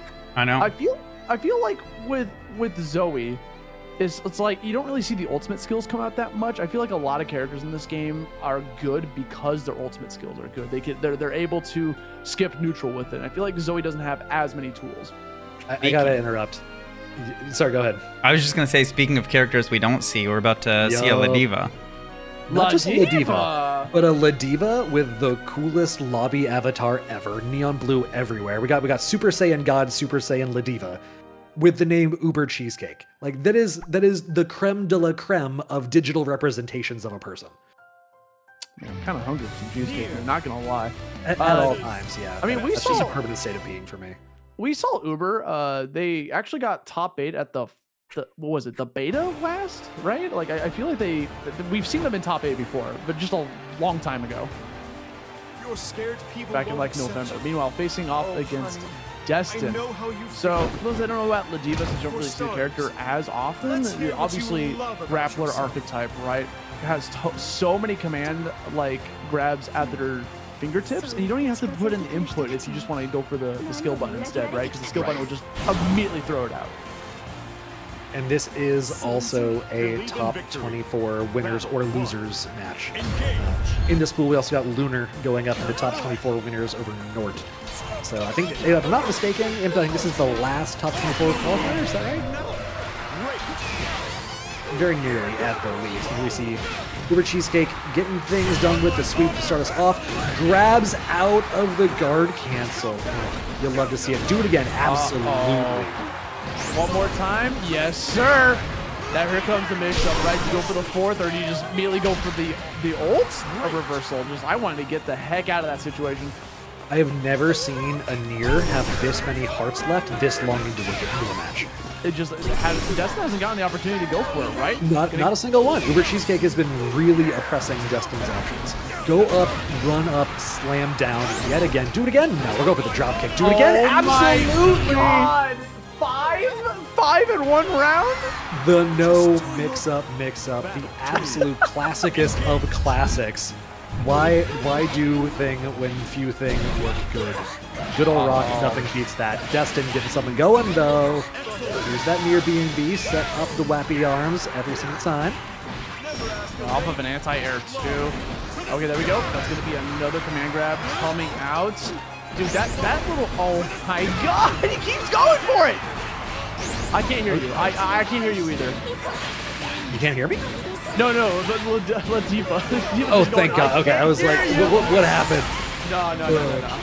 Here we go. Destin making it happen, though. Has a full grip of meter. Confirm into the SBA in the corner. That's a round on the board. One apiece.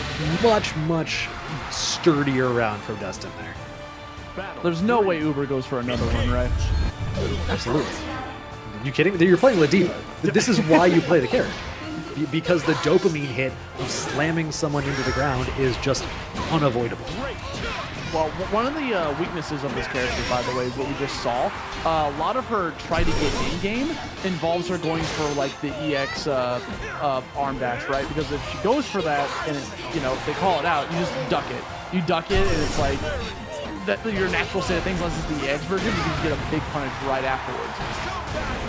Doing it yet again. 2 in a row. Do we get a third? No. 6-6L instead. Into the headbutts. Confirm into the corner. We spending BP. We spending SBA. I think we are. Yes, indeed. Optimals, get your diamond back. Take one away. As we all know, Ladiva, big fan of the shiny things. Drop kick. Finish out the match. Finish out the game, rather. One on the board for Uber Cheesecake. And the strike throw is so very real this set. The strike throw was literally just, am I going to drop kick or command grab? Like, pick your poison, and then sometimes it'll be a 6-6L. Here we go. Got the Nier B&B on lock. 6-6L to push you into the corner. Not quite. We got the sweep coming up instead. There it is, going to end up that EX headbutt. You can easily turn into a regular where you can spin up to 2 more times. Oh. Just ended a little bit early. Oh, we got big damage coming out. Are we spending that meter? There's no way we don't, right? Absolutely. Jumping over death itself. Uber Cheesecake with the footsies. Knob throw, is that enough? Absolutely it is. Your timers are down to 1. Uber Cheesecake all the way up to set point already. You can almost like sense the frustration from Destin, because that's something that comes from just playing grapplers in a nutshell, right? Like if you let a grappler get momentum, it can be almost infuriating to play against because it gets a little bit scary. They get you into the corner, and then you're just not able to get anything set up because you're just constantly in that strike throw game. But Destin finally finding an opening, calls out the sweep. Didn't get that big of a punish in the process, but we still only have 5 hearts left to go. Uber Cheesecake spending it on the ult. Has really good corner carry here as well. Challenge from Destin, though. Summoning Death, there was still enough space Uber Cheesecake had to cover in order to actually represent any sort of threat on Destin's wake up. Good situational awareness there, making the challenge happen. But Uber Cheesecake with the keep out just on the normals in neutral. Spends a BP already. A little surprised about that one, but does offer the corner carry. Yeah, I think that's why we saw Cheesecake spin that, right? Because this is going to be the strongest position for not only any character, it's La Diva. This is the scariest place for you to be in against a grappler. Oh, going to go for that cross-up overhead. Something that's very strong coming out from Nier, and now you're putting your things on the table here. Going to call that out. I'm still going for a wave counter instead because you just don't want to deal with La Diva on plus. There we go. B&B coming out. Get that damage on the table. Tons of meters you're still left to play with. Is this going to be enough? Yeah, absolutely it is. There are no diamonds left for the Cheesecake. No BP to speak of. Destin fighting back very, very well there. Unappeased to get into top 24. This is a really fun set. I really enjoyed this match. This is great. It's very, I mean, it's La Diva, right? When you have a good La Diva on screen, it doesn't matter who the opponent is, it's going to be fun. But against this Nier, Destin's doing a fantastic job of not letting it get to him, right? Having this grappler in your face constantly, finding the opportunity to use the puppet. But meanwhile, Uber Cheesecake playing insanely patient, kind of trying to force Destin to waste their hearts, right? Because eventually when Nier runs out of hearts, like, they don't have access to death for a long time. That's when you can play a lot of. But also, there's another thing coming out, right? When you're low on hearts, your super does even more damage. No shot, you're caught! Get the refs in the ring! Absolutely. Here comes one of the best animations in the game. Uber Cheesecake trying to fight out of that corner. Not quite finding it yet, though. Trying to keep the pressure up. There it is once again. The command throw coming through. We got one more touch, and it's going to be a strike throw. No! Challenge with the 2L on Wake Up. Destin getting one game away from the winner's side. Uber Cheesecake had that for a second too. Just had one guess a little different. Might have been a different story. Yeah, challenge very good challenge. Yep. Ooh, shimmy, find the whiff throw, but couldn't quite convert into anything. There it is though, ready for it this time. Spend the BP for a little bit. No, we don't need it. Just need the EX. Yeah, whenever you can just spend the EXs over a meter, that's always going to be the option to go for just to get that damage. Now look at Uber Cheesecake. Have you in the corner, 100 meter, full BP. Unfortunately, Destin just turned the tables on you as if a rug was pulled underneath your feet. Called you out with the ult headbutt, the knowledge check. One touch away now. Forces the way in with a neutral skip on the ultimate. There it is. Everyone loves a big punch, right? Yeah, that's the raging strike. I mean, in any other situation, right, something might not be the best thing to go for. When you're in like a do or die scenario like that one, you just gotta throw it out sometimes. Oh, I'm gonna call out that jump. Unfortunately, death was not on the table, so you couldn't convert that into pretty much anything. Yeah, the risk reward on that jump in was significantly in Uber Cheesecake's favor because you really don't get consistent confirms off of 2H if you don't have death on the field. So I like the awareness to be able to say, yeah, I can do this here. Yeah. Now, also look at the meter. Uber Cheesecake's meter is completely full. Destin only just about half, has about half of the hearts as well. EP is still pretty full for both of these as well, I say, as Uber Cheesecake spends one. So, looking for a way for Uber Cheesecake to spend their resources before Destin can be at parity. Never mind, there we are. Oh, there's that cross-up again, but we're just throwing it out. Good jump out from Destin, recognizing that that was definitely on the table to get away from that command grab. Closes it out, throws in death one last time with the spin to win move. Beybladed up. Destin qualifying into top 24 winner's side. And with a really hard-fought set, too. I think Destin definitely got more comfortable in that matchup as it went on. Uber Cheesecake had some tools that a lot of characters don't have together. A lot of people don't have, like, you know, command grab plus a really, really strong neutral skip, for example, or an enforceable plus frames like they do with the headbutt. So getting comfortable with the matchup against a character that isn't crazy popular can definitely take a second. Yeah. And then once they were, it seemed like Destin really kind of found their footing, managed to fight back, and that means we have our top 24 decided. Imp, talk to us. Yeah. Top 24 winners. We're going to stream top 16 winner side and then top 8 per usual. But before we do that, we are going to take a quick break. We always give the commentators, I don't know why, but I landed on 7 minutes. A 7-minute break, just to grab water, use the bathroom, everything, and then we'll hop in. Before we do that, I do want to shout out a couple things. The first thing is obviously the Matcherino. We are so close to top 4 payout. $8. Yeah, $8.40. So if anyone's sitting around with a few dollars just in their Matcherino account, don't feel like cashing it out, consider making a donation. Help us hit that 150 and pay out 4 gamers from tonight's bracket. Got 100 people entered, and I would like to pay out as many of them as possible. So if you're able to, consider making that donation. Do the sponsor quests, the whole 9 yards. Those are free money. I did also want to shout out Crossover Arc very, very quickly. Tonight is the last night for early reg. For those of you who don't know, we run a yearly regional in collaboration with Lunar Phase, where we just run a ton of anime games. So we have 5 games as main games this year. We have both Melties, so MBAC and Lumina. Yeah, those brackets are sick. We have Uni 2, which is already stacked. Rising, which I'm super excited for, and Strive. Those are our 5 main games. Each of those are getting a minimum of $1,000 as a pot bonus. Plus, of course, their Matcherinos, their entries, the whole 9 yards. And for side games, we have Plus R, Exerd, and KOF 15 confirmed. So if you want to come, the links are in chat. Definitely sign up sooner rather than later because registration does go up starting tomorrow. And we do have a cap for a number of people we can accommodate. So, yeah, please, if you want to come, sign up now, and you'll thank yourself later. And Imp, if they forgot all these details the next few days, where could they find more information?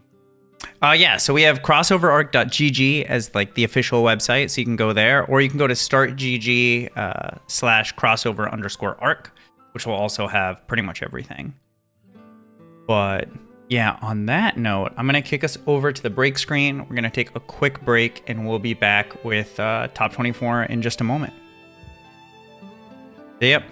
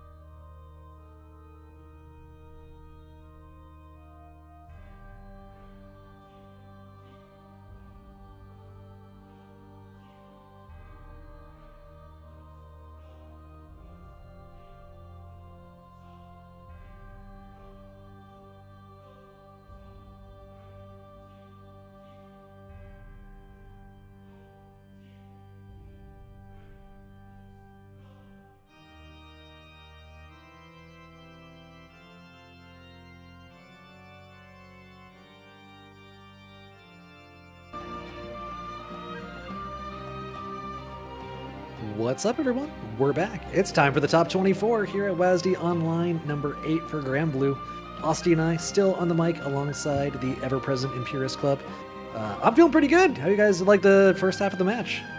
Dude, that was one of the best pools I've ever watched. Like, it was just a lot of close matches, surprisingly. Like, it started off kind of like very snowbally, but then we saw a lot of game threes, a lot of upsets too on top of that. For those that missed it, we have a player who is was almost seeded to win, or at least get second. Havaniceday is now sitting down in loser's side of brackets because he lost to Kojicoco.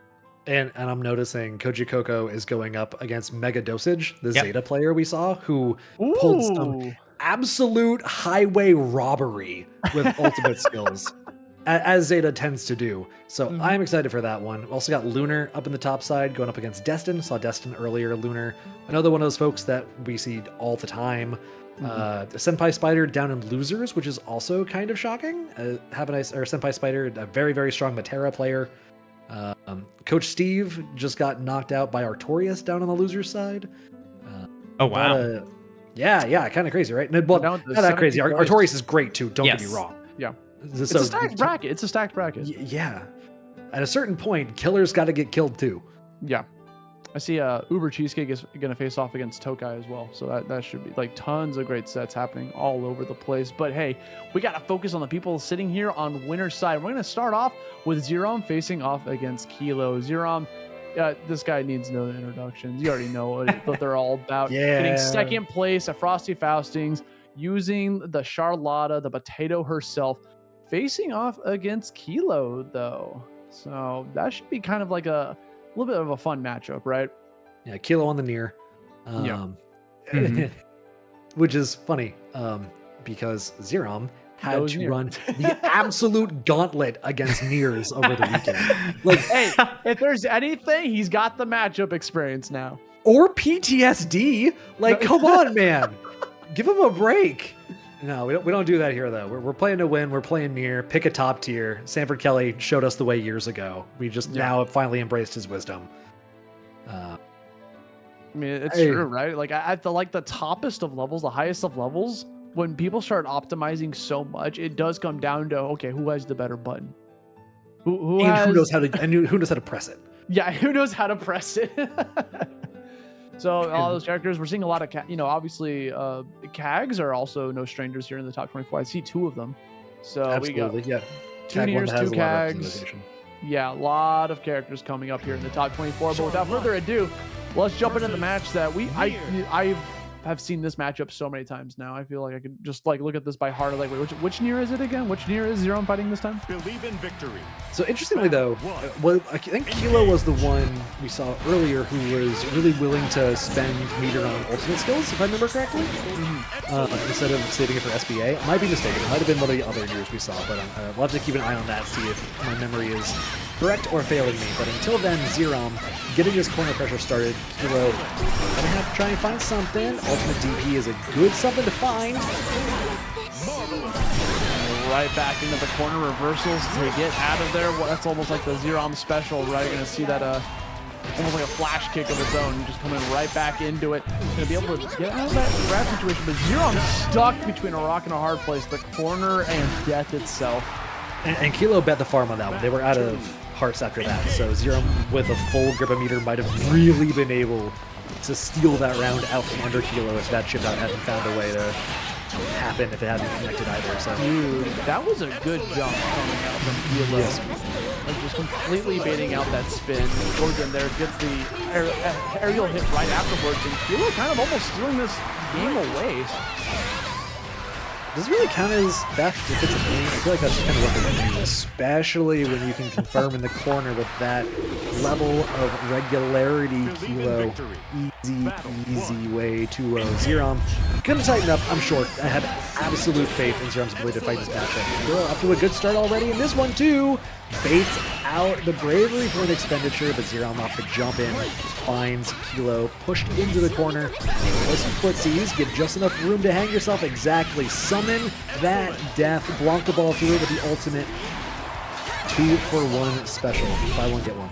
Oh, and we're going to call out that jump on top of that. One thing Charlotta's like doing is that jump, the tricky jump on top of that. Kilo already on the lookout for it, is going to pay the ultimate price for going for it. Kilo putting the first point around on the board here for game number 2. This is going by so fast. I think there was a misinput there somewhere. Xerom just got hit by the meaty, wacky waving inflatable arm tube men hands. So I feel like that was probably a DP that didn't come out right then. 2H on the demon flip. Kilo is ready to get these anti-airs. Blanca Ball is jumped over, but still just fight ball down. 2H again? No shot. Has Xerom downloaded. There were so many 2Hs coming out from there. Kilo shutting down any sort of momentum, completely blowing Xerom out of the water, and moves on into winner's semis with no competition whatsoever. That was clean. That was crazy. That was actually crazy. Xerom is well versed in this matchup. I'm not sure if there's something specific that Xerom was seeing that did not handle, if they were used to being able to rely on the demon flip a little bit more, and Kilo just happened to have a soul read, like, you know, got the Sharingan action going. I'm not sure, but dude, I feel like over and over, like Xerom was getting called out. Like there were a ton of jumps coming out. We saw all the anti-airs, and even like the round starts, you'll notice that like starts off with like the far H a couple of times and calls out the ball and gets a lot of damage off of that. I think we just saw a download. I think that's what actually happened. Like you can talk about the matchup all you want, but like there were so many times that Kilo just called out Xerom. Yeah, I want to say that Xerom had matchup tech and Kilo had player tech, right? Xerom had ultimate Blanca Ball in order to hit both Death and Nier at the same time, had Demon Flip in order to mix, had, you know, be willing to spend your meter in order to get yourself out of a sticky situation. You have plenty of damage, it's fine. Kilo had, nah, dude, I got 2H, I'm gonna kill you with it, I'm not concerned whatsoever. It happens sometimes. That's why that's why you care about getting top 8, not winning the tournament, right? Yeah. That's why like fighting games are volatile like that. Sometimes someone just has your number.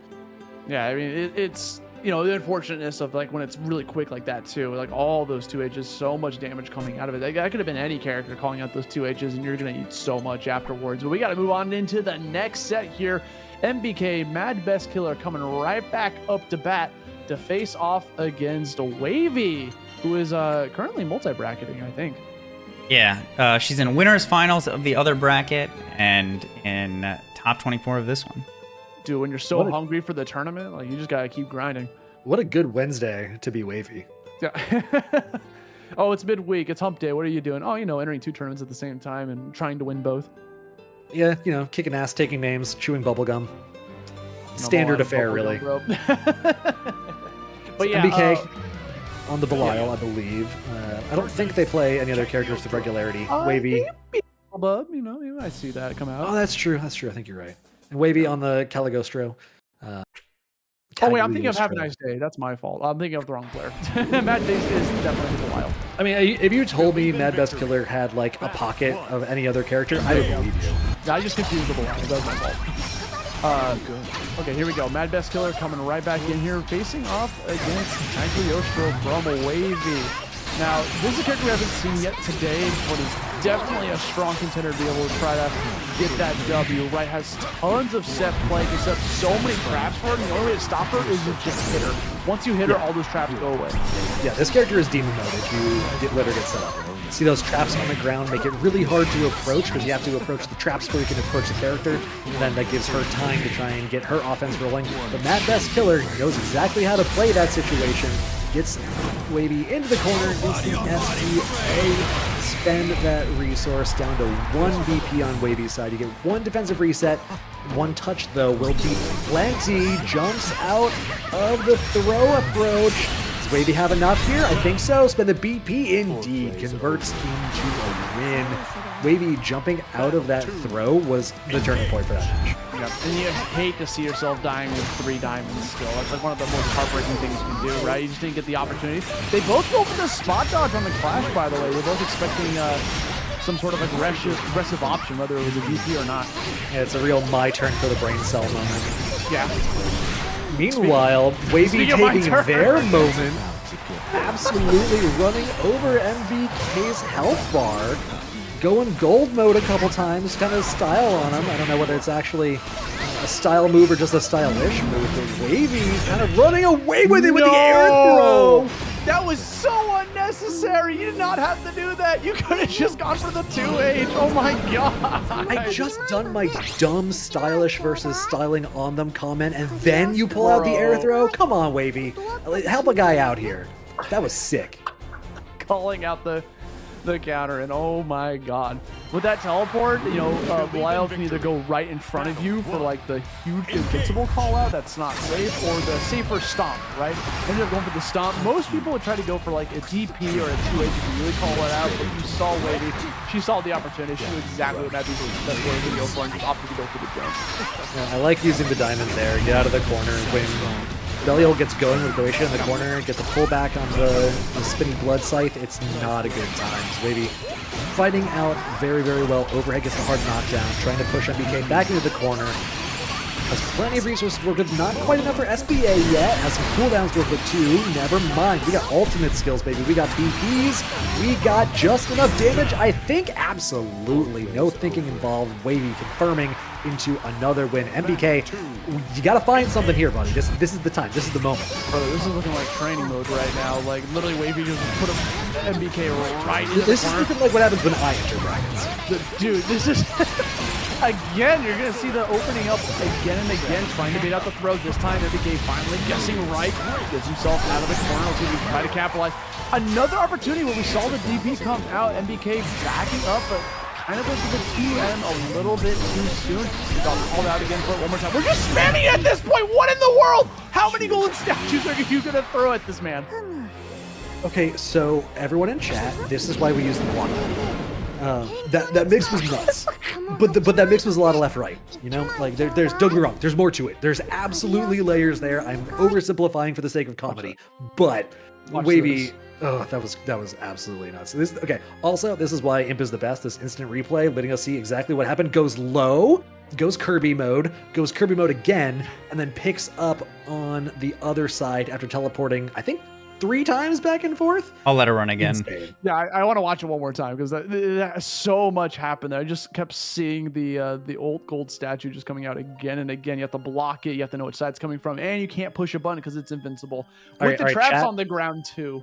Chat, it's time to be honest. If you got mixed, you owe the Matcherino 25 cents. I don't make the rules. It's just how it is. Everyone who got hit, you have to go to the Matcherino. Got to put in a little something. At the very least, head up to sponsor quests. Yeah, honestly, I got hit like 20 times. Look, Wavy deserves it, right? Am I wrong? Does Wavy not deserve it for that sequence? She was styling. I'm not gonna lie. Wavy moving on into winner semis, by the way. And the prize pool, we hit the 150. Let's go. Good work, chat. I always believed in you. Batlin Brobot, thank you for the 420 blocks. Thank you for 10. What is it? Averin, thank you for the 10 as well. Johnny Boy SP, the 15. Thank you all for the donations. We appreciate y'all. You guys are the one reason these of the players keep coming back and entering these tournaments. Yeah, WASD is definitely one of the best communities around for weekly events. If you can hit 150 every week with routine cadence, it's very impressive and speaks really highly of the community you got around here. So good job, everyone, and good job, Wavy. Next up, we got Mega Dosage going up against Kojicoco. Mega Dosage, the Zeta player. Kojicoco was on Nier as well. This is a fun matchup. I really like this one. Yeah. Nier does Nier things, Zeta does Zeta things, but when they do them together, it's really interesting because they want to operate at really different ranges, right? Nier really loves being directly in your face or at range 2, right? Zeta loves being at range 1 and being a little bit more footsied out, or full screen and doing insane ultimate skill punishes and trying to convert into a win from being nowhere near you. So they almost play Frogger with the ranges they want to play at. Yeah. Which is a really interesting dynamic. So I'm really curious to see how the spacing game plays out here. That's a good way to put it, because one of the things about Zeta, you mentioned it being at full screen, dude, when she hits an ult laser from full screen, she gets so much damage. What? She can convert off of that from full screen. She just charges and half your health is gone, immediately.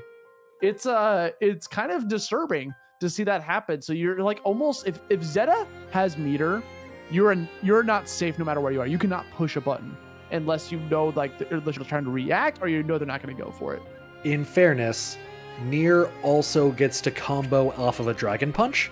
True. So it's not like the tools are particularly slanted one way or the other. It's just No.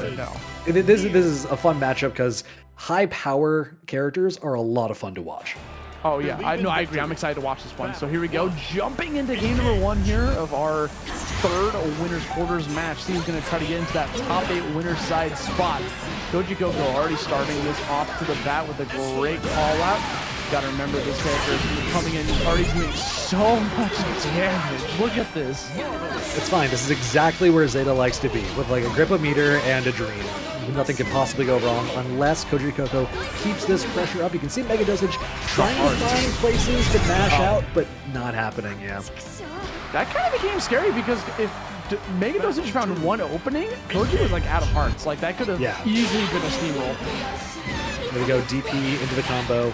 High power tools for a high power character. Setting up the meaty wacky waving. Finds a conversion. BP would spend into a conversion, get the corner. Not quite all the way. There it is.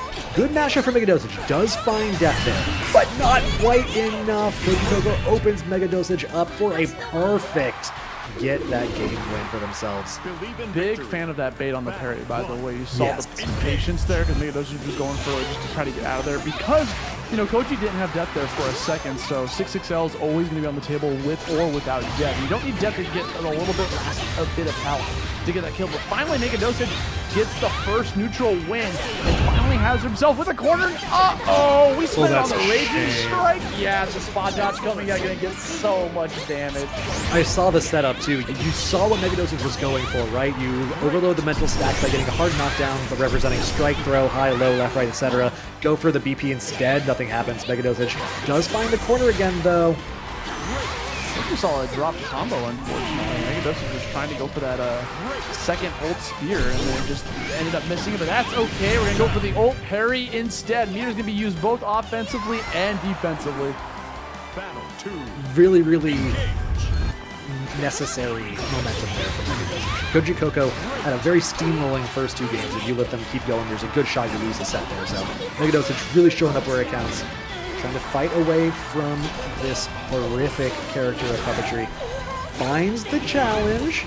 Kojicoco a little defenseless for a second. There we go. Cooldowns are back. Finds that B&B. Set up with the SBA. Not going for these. We don't need those. Spend it all, you get the damage instead, the guaranteed. But now we got Mega Dosage with only one more BP on the table, but 100 meter. Could see it. Look at all of these close lights trying to bait out of like a whip grab and get that big punish right afterwards. I think if Mega Dosage gets one big hit, that can easily convert into a death. Oh, without a doubt. But if you bait out the guard cancel. No shot. Wait, okay. For a second there. For a split second, that got really dicey. You had me believing. Come on, man.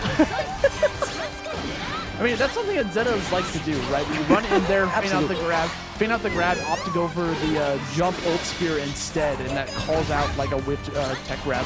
Yeah, especially because Mega Dosage has been going like full screen run up throw often in the set already. So there's a good reason to believe they would have been positioned for it. Ooh, DP in the corner for Kojicoco. Big opportunity here. Low on hearts. Not quite enough meter for the SBA, but does find the meter. Keep that pressure rolling. Challenge from Mega Dosage with a spear poke. The spot dodge, though. Not quite enough in either way. That's so scary. It was supposed to be a brave counter, but it was the Raging Strike instead. Good bait out coming out. Mega Dosage starting to make that damage climb further and further. Still only 3 hearts up on the table. We're going to spend our BP, so it doesn't even matter. Game 2 going to Mega Dosage as we approach the final game of this race to 2. That was scrappy at the end there. That combo was that was a I got BP. I know this works. I'm not pressing other buttons. I'm just going to kill you. One more for either of these will make it happen. Getting Kojicoco into the corner early is so important too. If Mega Dosage can build up meter, build up the damage, just try and convert off one stray ultimate, or just go straight into SBA here if you want to. And we're going to spend the DP, so he just gets refunded immediately upon the SBA, plus removing one from Koji. A lot of defensive resources being able to be depleted, but we still got a lot of hearts to play with. We ended up wanting to just kind of like spam to death. Unfortunately, Mega Dosage is not going to give Koji the opportunity. She's a little hungry for that 6-6L. Yeah, and there was an opportunity Dosage there decided to take where she could trade a little bit of Kojicoco's meter for a little bit of Dosage's health and screen positioning. And making that trade means that Kojicoco doesn't have the tools to go for SBA if they do manage to find something. So Dosage kind of ensuring that she had a way in to win the game by trading those resources in that way. Now getting the corner pressure going. Finds the parry as death is summoned. SBA is on board. I think DP drops the combo though. Spot dodging the... Again. That was another bait. There's something that Koji's been doing extremely good at is purposely spacing out those hit strings to make it so it's a raging strike. You're dead. That was exactly like you were saying. Really well structured pressure so that you're pretty much BP safe. I lost my entire train of thought because I saw that health bar go to 0. That was a super skybound arm. But yeah, like the strategy we're seeing from Koji is baiting out the Raging Strike instead of a Brave counter, and I'm going for the spot dodge right afterwards. You get spot dodge and then you get a full combo right afterwards. And Koji is starting to take this through the ringer. Ultimate parry though into the empty jump for a throw. There's a throw again. Tried to run up parry, but didn't work. Kojicoco gets the summon, gets the confirm, gets the match 2-1. But there was game to play there. I think that could have gone either way if a couple of decisions had gone a little bit differently.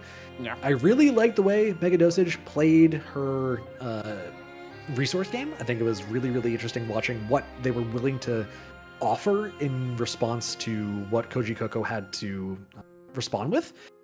Didn't quite work out every single time just because Nier has a lot of options that they can rotate through. So you can't really plan for every resource trade possible. You're RPSing and trying to keep it in your favor as much as you can. It worked out more often than not, but when it goes in Nier's favor, it goes in their favor hard. And I'm still kind of like reeling back in my chair from the amount of damage that Super Skybound Heart did. And I think it was because like what he had like 3 hearts left, so yeah. That's why it did so much damage. Like 75% of the health, there's something along there. Like I was expecting okay, you got Oki, let's do the setup, and it just said done, end, like game. And I'm like, what? We might see it again in a moment. We got another Nier and another Kag. Ooh, okay. So got that matchup coming up here.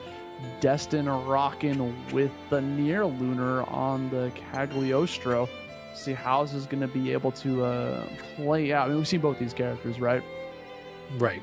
And both these players. These are 2 players who we see all the time. Lunar, one of the favorites for top 8 pretty much every bracket they're in. Destin, also an extremely strong player. Victory. Battle 1.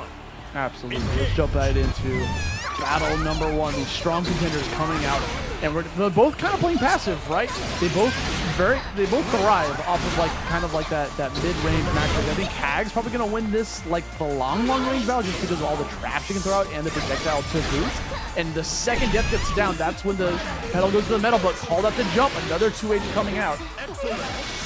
Yeah, Destin we saw earlier in the day playing very, very solidly. Lunar we haven't seen yet. I'm interested in this matchup because both of these characters can be either 1-step or 2-step characters, right? Both Nier with the puppet and Lunar with the traps can try and take their time, try and set up and play a setup phase and then an execute phase. But both of them also have ways to skip that step 1 if they want to. With the puppet lariat and with the spike traps, they can rely on some tools more than others. Destin off to an early lead. Ultimate trying to get the chip out of hearts. Just 1 left. So if Lunar can find something, they can run away with it, but no. 2L for Destin Abare. means that's a round on the board. Lunar saw blood in the water, saw their opportunity, was trying to push it, but couldn't quite close it out. Destin did a good job playing patient there too. Well, any other player would have just thrown out a skill and was like, oh, well, please let this hit your block or whatever, but just kept it cool, the crouching L once they saw the opportunity. Lunar now having a seizing opportunity for themselves to get this corner pressure against the likes of Nier. Good call out on that. Not only did you lose the diamond for it, you also got a little bit of a punish in the process. Speaking of using the diamond, we're just going to spend that immediately because you're already low on health. You don't even need the rest of your BP. What a good shot to end on, too. Going golden over the teleport. I love it. Yeah. Just put it right there in front of the, hey, I'm king, I'm rich. Here's my throne. Ooh, so one of those weird things about Nier is you can't hit that puppet at any time. It has to be while they're in the startup of a move. So Lunar trying to go for the 2 Ls just to try and catch the startup of a move needs to get caught on their own, have to spend some of those resources to get out of the pressure. But Destin just starts it up again. Ooh, that's setup going into the air, catching them falling down with the puppetry. One more hit. There it is. Destin making it happen. Lunar playing back really strong, don't get me wrong, but Destin really kind of ran that for a bit. Oh yeah, 100%. Something I've been noticing is Lunar's starting to get a little bit predictable. Anytime you see Death get knocked out, they always go for a jump, right? Because we talked about this in a previous set where, like, with the cheesecake is that when Death is down, you go for the jump because she can't get much off of an anti-air. But every single time it's happening, like, Death is calling it out every single time. And because of that, like, you don't get a play around Death being gone. Speaking of 2H, there it is again. A lot of jumps coming out from Lunar right now. Yeah, but this time Death is still around. Got a good conversion there compared to the past. That said, Lunar challenging Death really quickly there. Didn't give Destin a time to set up. There we go. Kirby mode gets around for Lunar.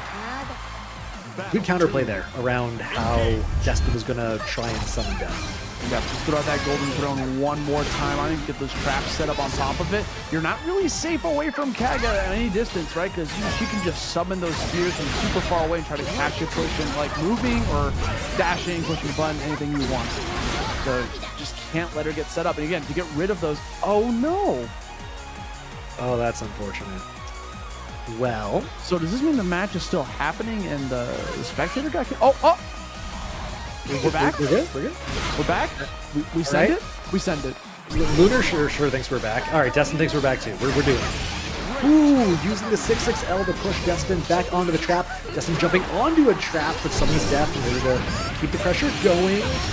Ultimate teleport from Lunar creates this opportunity. Sets up the trap yet again. Does the Kag things. Ultimate DP punished with the air stall. Lunar using that movement, using so many tools in sequence to play around Destin's threat zones. If you know the DP can only represent a threat in so much space, don't be there. And then when it's gone, go in, get your kill, get your round. Lunar playing really clever.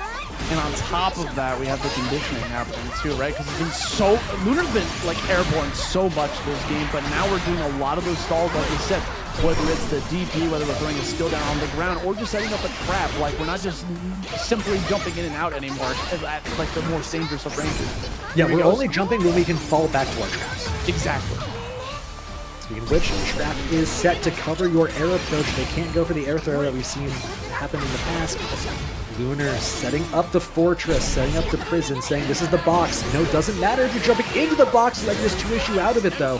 Destin grabs the corner for themselves. There's a lot of effects going on. Really pretty game, but hard to tell what's going on sometimes. Ultimate teleport gives you the ultimate trap. Ultimate summon, jumped onto the trap, means Destin has to hold on for a second. Lunar spends the diamond. Teleport comes in for the mix. Lunar finds that last hit. Scrambly between both of these two. Lunar navigating it just a little bit better.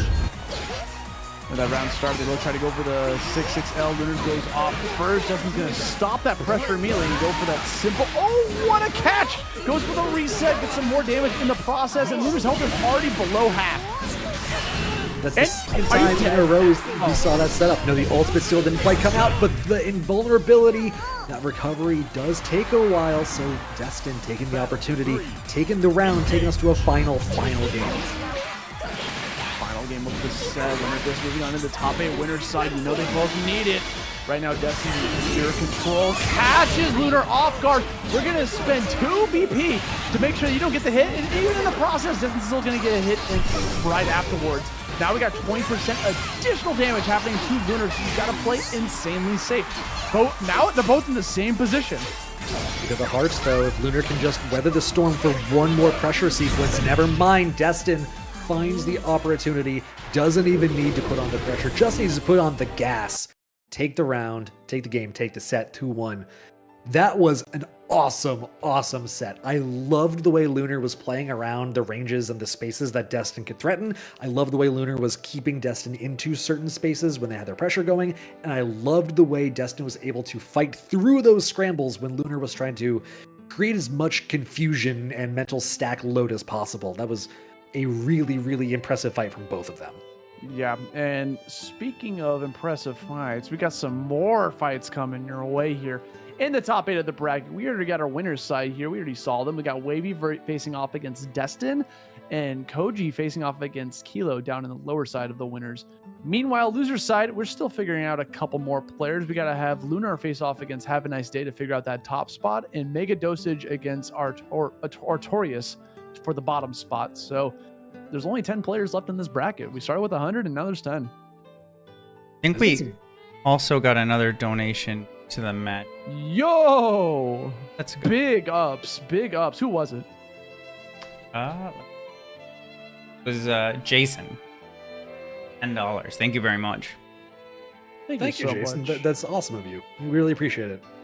Hell yeah. Love to see people coming out here and supporting the scene, dude. There's one thing I've always loved about Granblue is like how devoted the scene is to this game. Like they weathered the storm, they fought through the delay-based netcode, they survived a pandemic, and they're here and they're rewarded finally with Rising, and they're coming back stronger than ever. So many people coming up here, a lot of people entering the brackets here, and the both on WASD. All the other brackets, TNS obviously, like there's so many tournaments happening for this game almost every day online. Yeah, this game shows up. It is the long and short of it. And I really love seeing Nier versus pretty much exactly what you're saying, how often this game shows the fact that it wants to be played. Yeah. And how often we see the Nier mirror match. Here we go. Koji on the Nier, Kilo on the other side of the Nier. 2 Niers facing off against each other. Very fun mirror match, right? Because it's like they're both trying to figure out who's going to send out the death first, controlling both hearts on both sides, and whoever gets that pressure on top of each other. There you go, Kojicoco, the one to get an upper front first. Setup that we've seen so many times, so very effective to set up that meaty Kilo. Fighting out. Good job, good setup. Catching the fall, firm into the SBA. Has a bit of a advantage on the hearts as well, although someone should die before that becomes relevant. Yeah, not gonna lie, by the way, there's a lot of red on the screen. A lot of red. Like, yeah, that's true. Red deaths, red Niers, red background. Like This stage is very on theme with Nier. yes. Kojicoco finding the first round off of the DP expenditure. Love to see it. battle. I think we got a raid recently coming from. Hey, yo. Yeah, Khalil. Thank you very much. Hope everyone's had a good time over there. Yeah, speaking of a good time, you know, Kilo's having one right now, putting Koji right in the corner, making them eat whatever they just dished out in the previous round. Ooh, the challenge. Kojicoco finding a little bit of success here. But Kilo fighting back immediately. And the visual demand between these two players is crazy. It definitely helps you, respond. Your character responds to your inputs. But being able to just track the screen is going to be a really important part of this matchup. Kilo finding around there for themselves, tying it up. Getting a little bit of like Persona vibes here, where you just like there's just constant things on screen all the time. And they both got a puppet character. But here we go, Kilo running right back in there with the jump, gonna bring you right back in with the claw. Put you right back in with the diamonds. Exactly. Coming out with the DP.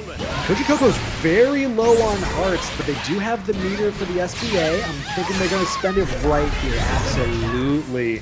That super scales with how few hearts you have. So the fewer cards are available, the more damage it does, meaning Kojicoco using all those resources, spend the SBA, get that damage, close the round out. This is one of the matchups of all time. Let me tell you. Yeah. What's also funny is that I feel like it's always 3 hearts. If you ever see a Nier spending 3 or 4, SBA, yeah. it's always 3 or 4. It's never 2 or 1. You know, they always got to have that extra there just in case. We have a character swap over to Gran. Ooh, okay. I don't hate that because Gran has a lot of fundamental tools that everybody can understand without a lot of difficulty. It also has exactly that. Has ways to skip through and ways to stay in. No! Oh no, was it in range for the guard's flush? That's a shame. DP can get Kojicoco some screen positioning? Nope, we're just gonna stay mid-screen, keep the setup. Looking for a back throw? No, we're just playing footsie. We're getting whiff punishes. You also noticed that Kilo actually went for a sweep at the fireball because that's a really good tool against trying to bait out the parry, right? Because if you react to it in time, you can cancel out the fireball with the spot dodge instead. So we end up getting it. That's just gonna jump right back in, playing with the aggressive, explosive gameplay. Unfortunately, back throw's gonna put your ass right back into the corner. I like the frame kill with the spot dodge. Get in with the boot. There it is. That's what I was talking about. Yeah, absolutely. Good call there, Oscar. The Kojicoco, though, is able to try and find something. No, the ultimate summon gets jumped over. Running low on cards, down to 4, and kills over half health. Make that 3. Never mind, you're pretty low here. 1 card left. You gotta make it count. That it does just barely enough. Kilo exploded that game with Gran. That's going to be Koji moving on into winners finals. I like the look on the Gran. It didn't work out, but there were some things definitely that I see why Kilo had the vision, right? Like boot DP when you know your opponent is kind of DP and button happy. I get it. Turns out Kojicoco kind of good at the game, knows how to play against Gran as well. These things happen. If you thought you had the read, you should go with your gut. If you're trying to play to win and you think another character is going to give you the win, do it. Absolutely. Didn't work out, but I still respect the call. I'm still thinking about that Raging Strike, man. That's so sad. Like you had the right read, you got the hit, and like normally Raging Strike confirms off of literally almost any normal in the game, right? But he was so far away that it whiffed, and he would have cashed out so much damage. Because if there's one thing Gran can do well, is cash out damage in the corner. Like that is like one of his best That's strengths, his thing, dude. Like right, he puts you in the corner and you die. That is the Gran game plan. Step 1, corner. Step 2, death. Not near death, but like no health on your health bar death. But instead, the Raving Strike whiffed. It put distance between them, and it gave Koji an opportunity to escape the corner. So it was like the complete polar opposite of what you didn't want. By the way, you lost a diamond for that. Like, it was just so sad. So sad. You hate to see it, truly. But you know what I love to see? What's A, Wavy versus Dustin coming up next. Uh-huh. B, our Matcherino being fully funded for our top 4 getting paid out. Hopefully, I can also in the future say I love to see the numbers that we're getting in the Matcherino. So if you haven't had a chance to head over there, please do! ! Matcherino in the chat. Get that link. Get our pot bonus as high as possible. 100% of it goes to the players. This is all for them. Try and make it worth their while as much as we can. In the meantime, Wavy versus Dustin. Wavy on the Cagliostro. Destin on the Nier. Yep, we've seen this matchup a couple times. I'm a big fan of this matchup because they both play at similar ranges and also have a similar game plan of locking you down with a lot of options. But Nier wants to lock you down with very, very active options that stay on the field for a long time and have very strong single uses. Whereas Cagliostro really wants to do... okay, you all saw the replay, right? Like, wants to do some bad stuff. By the way, if no one clipped that, I'm going to be extremely disappointed in all of you. I'll forgive you, but I will be sad. So if anyone's got some time... YouTube streamers, anyone on the YouTube stream, go rewind. I know you can do it. I watch these streams on YouTube. Rewind, go find the replay, post it, tag WASD Gaming and Imperius Club on Twitter. We'll make this happen. It's got to spread, you know. Absolutely. So I'm gonna be selfish for a bit. I'm kind of hoping top 8 ends in an hour and a half. You feel me? Because Relink drops in an hour and a half on Steam. That's true. So I'm trying to get my relink action in. You know what I'm saying? This man is a true Gran. He is the Granbluest, actually. Yo, you want to see my team in the gacha game? I'll be honest. I don't even know what the gacha game looks like. So you It's a could show me browser whatever. game. Like you could show me like your Digimon lineup, and I'd probably believe you. Yo, you want to see my Pow World setup here? That's what we got. Nah, like You got your Tamagotchi collection on hand. Dude, I used to have a Tamagotchi and it just kept pooping and I kept forgetting to clean it up, so I got fed up with it and got rid of it. That was when I was a kid, though. My dog in the other room like just heard those vibes and is just staring at me through the wall. Like, don't you dare. Does your dog know the word poop? No, but I think it's learning the word Tamagotchi thanks to this conversation. Those things were awful to take care of when you're a kid, man.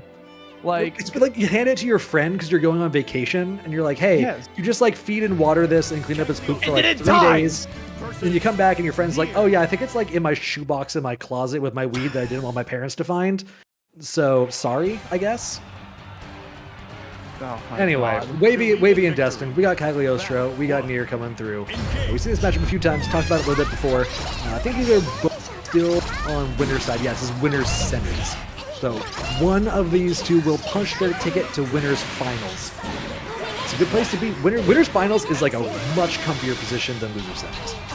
Having the ability to have that best 3 of 5 instead is a big boon for the players. Both of them want that.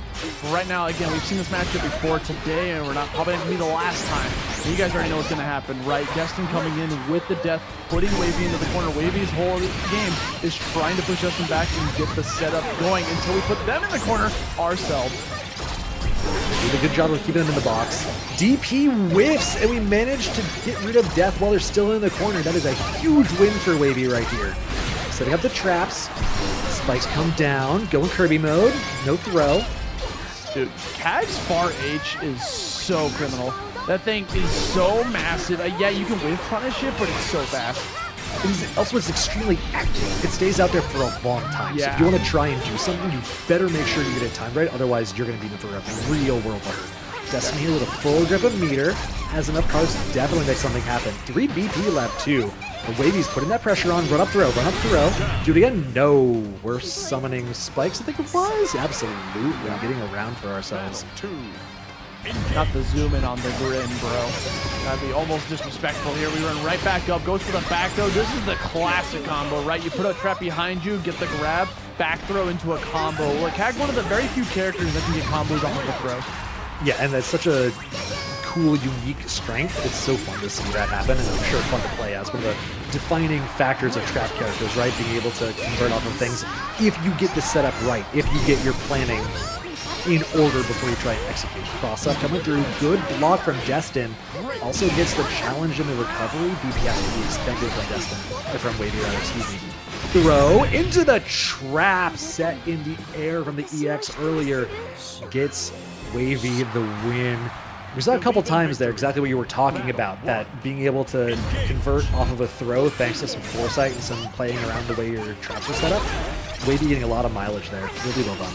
I feel like fighting against Wavy is very similar to like a jump scare coming at you, right? Because whenever Wavy runs right into your face, you don't know what she's gonna do, bro. Is she gonna just go for the simple grab? Is she gonna just go for the golden throne? Like, there's so many tools that she can just do at you. And you always gotta be on the lookout for all of them. Right there, the 2 jumps in a row, calling out the Raging Strike, and is setting up so much shop here. What do? You even go for the spot dodge, and it wasn't enough.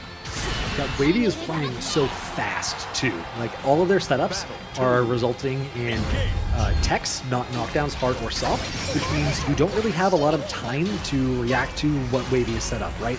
So if you get a soft knockdown from combo limit, but they've already set up a trap, all you can do is hold back and block and hope that you can survive whatever mix comes in next. Wavy is playing this at such a fast pace, not letting Dustin take room to take stock of the situation, right? Talking about setting up the traps, trying to set up and play around what you've already put down in the past. Dustin doesn't even have time to consider what that is when Wavy's got this pressure running. SBA in response to the summon doesn't come out, does get a lot of chip damage, but Wavy has a big opportunity here. Yeah, definitely getting that call out, unfortunately. Gets the block.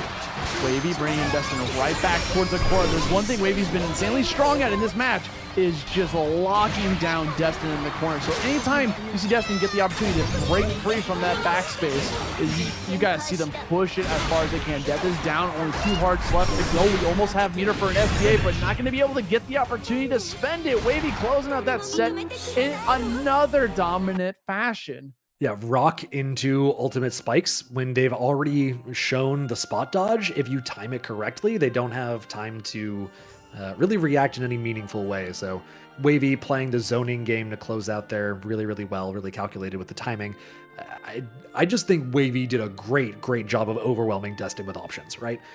Rotating through what you want to do with your setups in the corner, being able to plan ahead and space your approaches so that you know your throws are going to convert into the traps. Very, very good foresight. Really understands the flow of playing Cagliostro. So I really fun to watch. Yeah, Wavy in dominant fashion. One of my favorite things to watch from Wavy, by the way, is like the corner pressure, right? There were so many times you saw Wavy just running in there and doing a close light and then close light and then close light again, and it's like, when do you push a button? Are you like, there's definitely putting fear into the opponent, and then all of a sudden you see the far H, it connects, and it's all over from there. It's also crazy because the last time we saw Destin was going 2-1 over Lunar, another CAG. So it just goes to show you how well Wavy was playing when Destin literally just warmed up on CAG like a game or two ago. And it looks like we have our rest of our top 8 here, by the way, over on loser's side. Havaniceday taking a win over Lunar to make their way towards top 8. Got to remember, Havaniceday getting upset earlier on by Koji. And then on the other side of things here, it looks like Xerom also climbing their way up bit by bit, taking a win off of Dro to find their spot here, locking in a top 8 finish, but still has more to climb. Yeah, absolutely. Beelzebub versus You're gonna see Have a Nice Day coming up against Ooh. MBK. Ooh, okay, we're getting the Bubs. How do you feel about that instead of playing the 6? Against the likes of Belial, I could see Bubs being very good, right? Bubs has the ability to be able to hit Belial from anywhere on the screen, has really good options for trying to bait out the parry to do on top of that, because if you throw out like the small little projectile like a needle, they go for the parry, you can be able to try to call it out with the spot dodge right afterwards. So it has the ability to just be able to call you out from full screen, on top of having that ultimate skill that if you don't see it coming, even if you block it, you're going to take damage. Look for the suck-in, right? The back-in. That's going to be a very strong tool in their arsenal. Yeah, Vortex into throw is a really strong option to represent early on in the set. Means you're forcing your opponent to either, tech, delay jump, fuzzy backdash, something like that. They have to care about it. Dive kick coming in is another one that's actually pretty This is what I talked about! Absolutely! The projectile. I thought it was going to be a simple, like, spot dodge edge, but we called out that parry with an SBA, and you know that's going to put that, like, permanently into MadBestKiller's, like, thought process, right? Like, I can't just be throwing out parry with another SBA might come in my way. But instead, we got the super SBA coming out, going to eat 2 of those diamonds.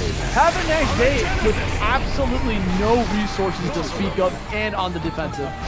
BK is pretty low on them too. Doesn't matter though when you find the confirmed BK. First round, all theirs. Have a nice day though. Definitely has the tools so far. This Bubs is not the bump. This is definitely a difficult matchup. Yeah, you just got called like off guard by the super SBA. So now we're going right back into this. Pull him in for the additional combo extension. Puts him right back into the corner. Bubs has a lot of tools to be able to play around this, right? Look how far away that clash landed, by the way.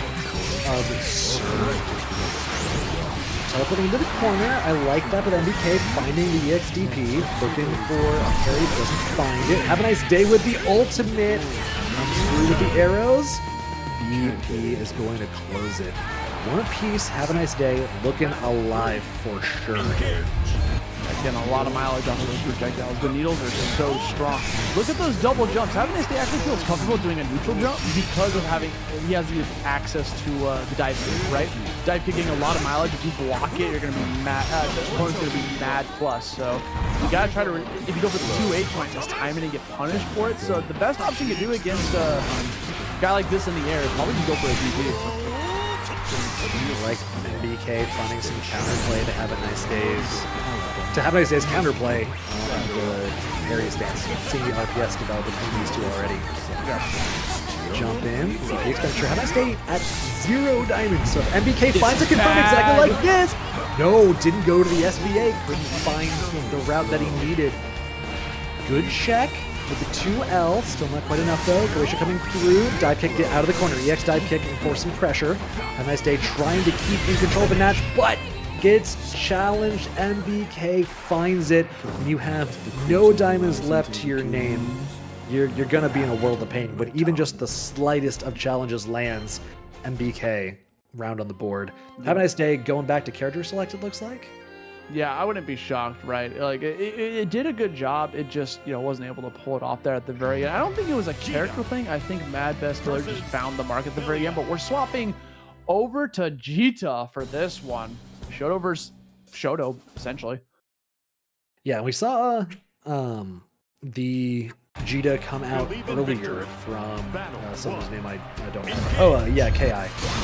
KaiAi, I think? KaiAi. Very effective. KaiAi, thank you. So definitely a character that can get things done, especially because the Rekka can give you basically full corner carry from mid-screen without a lot of effort whatsoever. Jumping over, trying to get into corner position for exactly that reason, but no, MBK keeping the flow of the match firmly in hand, spending the SBA, put you in the corner, showing how cool the shades are. Yeah, Sean, I mean, you got to remember that Havaniceday has won so many tournaments, has won so many WASDs, has won so many TNSs, and on the verge of getting 7th place if he loses one more round. Sweep to start us off, spend the BP just to keep Belial off of you. EXDP for the same reason. Finding the low, DP is flying everywhere.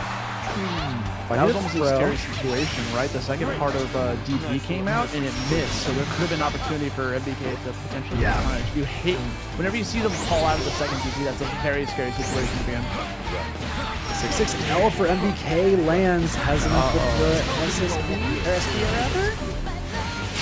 Yeah, I come after spending the bravery point, optimize this, take one away, get one back for yourself. Always going to be awful if you can get it back. Now, Havaniceday still has 100 meters, spends the last token, but that's a huge punish coming your way. Super SSBA off of a close stage. You might be dead. It's going to be close. It should be pretty scaled. Yeah, there's still a good chunk left, but you're in one-touch range either way. The throw will do it when the 2 diamonds are down. The damage is in hand. Have a nice day. Coming back there. Good approach too with the dash low means they get to start pushing MBK into the corner. That's exactly where Djeeta wants their opponent. Croatia's super active though means MBK has plenty of time to try and approach behind it. MBK getting a lot of mileage off of the 6-6L, trying to push them back towards the corner bit by bit. Have a nice day, challenging right back at you. Crouching in, getting conversion, not the biggest conversion you wanted. And we're putting it right back into the corner. Now it's time. That's fine. Spending the BP so that you can keep your opponent in the corner and spending one to get out, both extremely valid uses. EX Croatia comes through, but it goes right over Have a Nice Day. Wasn't quite time to be meaty. Can't convert. That's huge. Unfortunately, Have a Nice Day drops the combo, had all that meter to play with too, could have easily taken out one of those BP. Both diamonds, both players at 1 diamond apiece, now 0 diamonds apiece, and they both got meter to play with. Who's going to be able to close this out? Have a nice day. He's trying to find that option. We call out the projectile with an SBA and shut down that game too. And he was looking for that. Have a Nice Day was looking for exactly that option. MBK and also Belial in general loves to throw out Croatia to hold down the neutral, skedaddle, skadoodle, go up my child, hold this down for me. But if you're looking for it, it is super reactable before it gets to you when you're spaced out like that. And because you have the privilege of having an SBA that approaches for you, covers some distance, you're not literally but basically buffering it while you're just waiting, trigger finger itchy for that to come out. Have a Nice Day confirms so well there. MBK putting the pressure out now with the Croatia into the throw. Have a Nice Day pretty close to the corner, but not quite. EX Rekka comes through. In the corner, Have a Nice Day, setting this pressure up. PK really did a good job of taking their turn every single time they possibly can. Not staying the pressure in the corner pressure for long ever. Like that break counter, by the way, calling out that jump attack. Just try to get. I don't want you to play this game right now, but now Have a Nice Day is completely out of resources on the BP side, right? So you're gonna have to try to find that SBA to either finish this off or get some BP back. We're spending a lot of ult Rekkas right now to just try to apply more and more pressure towards him. Ult Fireball and another option to go for. Now MadBestKiller in a very tough spot. Yeah, the ultimate skill usage is a really interesting choice, right? You're basically saying, I trust my pressure more than I trust my neutral, but MadBestKiller finds a way through when you've used all your diamonds. MBK finds the way in through the guard crush, means MBK is 1 away from staying in this bracket. Havaniceday is definitely alive here, has been showing some really good moves. 6-6L to try and keep the pressure going. These two are taking their turns back so quickly, so aware of when it's their time to press the buttons. Backing up a lot right now, getting plenty of room for MBK to go for that jump. Corner combo is going to come out. He's got a lot of damage here on the table. 100 meter to be able to spend too. Not going to be able to do it right then and there. Opposite just try to apply some more pressure and save it all up. Yeah, if you're favoring ultimate skills, absolutely. If that's what you're favoring as your pressure resets and as your neutral control, definitely don't need to spend the SBA until you have a shot to kill, especially when they still have 3 diamonds left. Have a nice day. Keeping the pressure going, but no, gets challenged out of the ultimate Rekka. The Jesus kick for MBK doing so much work right up until he dies. There oh it my is. god. Like, just because you got the corner, because it put them to the corner, you were able to extend the combo to get the death. I mean, this is the one thing G is really good at doing, is being able to push your opponent to the corner with that Rekka. Now we're coming down to a final round in the final game. Oh, they're both trying to throw, both whiffing in their faces. So close. These two are on the same page, making the same reads, spending the BP to get out of each other's pressure. Have a nice day. Back to the corner. We've seen him fight out so well, though. Look for the ultimate skill usage. He's been favoring that heavily. MBK get that hard knockdown, or soft knockdown rather. Yeah, and we saw Jumps over the 6-6L. So important. He has the meter. Does he go for ultimates? Does he go for SBA? Neither. Just take the route that gives you the knockdown. Keep your pressure going. Now we're going for that Brave counter, right back into the corner, spending some ults, projectiles, right in the face. Even when they block it, you get a little bit of refund on it. Not on the spot dodge that time around, though. 1 BP left to go. MBK about to cash a lot of this out. Spending some BP in the process. One more reach, tries to go for a Brave counter coming out, falls out. Their Brave counter jumps over it, baits out the reaching strike in the process because it's supposed to be a Brave counter. And MBK knocks out Have a Nice Day and secures himself at least a top 5 position. Oh, that's so unfortunate. Have a nice day. Exactly like you called out, getting the Raging Strike instead of the guard cancel. There is an OS you can use where you put a light button in front of that, so that if you're not in block stun, you get a button, and if you are in block stun, you get your guard cancel, but not relying on the OS, which is fair. I don't either. I'm a plebeian gamer. I understand. It's risky too sometimes. If you go for that OS, if they back up, then your stubby lights out there, and you can get a big punish with like an far H. So it's not like the end all be all, you know? Yeah, absolutely. So really well played from MBK. This was kind of just 2 very strong players playing very strong characters in a very strong way, and no one needs to feel bad about how they played. Like both these people can look back on their bracket today and feel good about the way they played. I really like the Djeeta. I think that was a fun choice. I think it worked really well too. Is cool to see a Djeeta player relying heavily on ultimate skills. I don't know Djeeta well enough to say whether or not that is a good 2-1-4U is cracked. Like the Eureka, it's cracked. All right, that makes a lot of sense. So good. There's a lot of characters in this game that like throwing out an SBA unless it kills, it can almost be considered throwing because their ultimates are so good. A lot of characters want to save their meter for that, and Djeeta is definitely one of those characters. Speaking of whom, we got Make it Zeta. Dosage. Now this character obviously got a lot of skills in their compartment. They just need a little bit of meter to be able to spend it out and get a full conversion from full screen to pick up the meter. But right now, putting Xerom right back into the corner and easily taking on some free damage to themselves. Might see a reversal DP this time. Xerom's been doing this at the start of every single set, right? Obstacle for the Brave counter because of the safe jump. Throws out of these sort of reversal attempts, delays the Charlotta ball to play around any wake-up options. Xerom is playing this corner pressure so well, playing with just enough rope for Dosage to hang themselves with, converting when every opportunity shows up. Xerom dominating the corner here. Yeah, like at the start, Dosage had that lead. Xerom just completely the tables on them, and now we're going into round number 2. Mega Dosage again having that opening gambit with the 6-6L, putting you right back into the corner. Waits for the jump, and that's something we're going to see a lot from Xerom, right? Xerom actually got called out a lot for those jumps, and is the reason why they might be sitting here and losing, but Mega Dosage might be able to capitalize on it. Instead, opts to go for the 2M to convert this big damage. It's a safe jump, but Xerom jumps themselves right out of the corner. Dosage in danger now. There's plenty of resources to spend on both sides.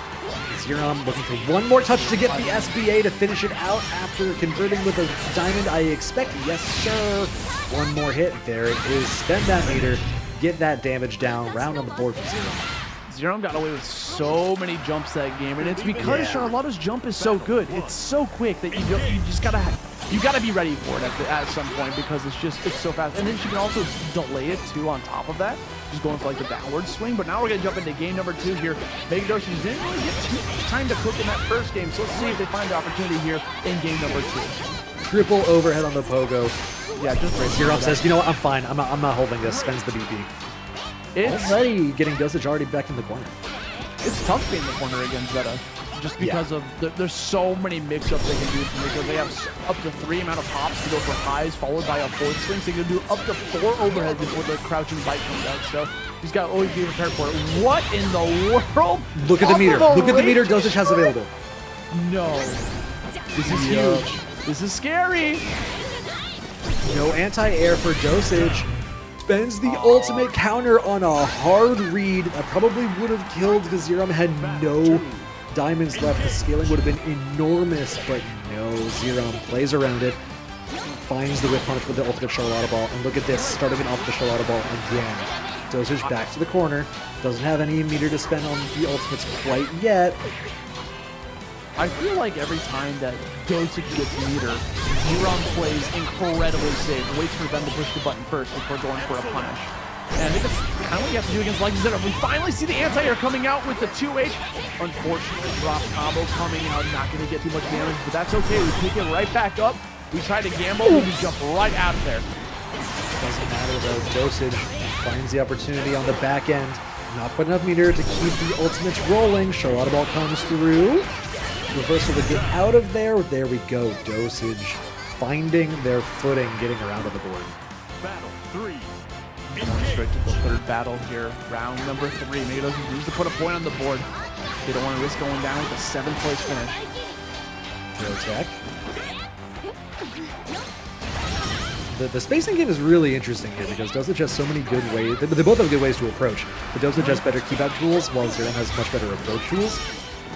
Watching them try and RPS around that, they're both playing very read heavy. At least Dosage is playing read heavy. Xerom is trying to play around those reads, trying to play around the resources available now. Has 3 BP to spend.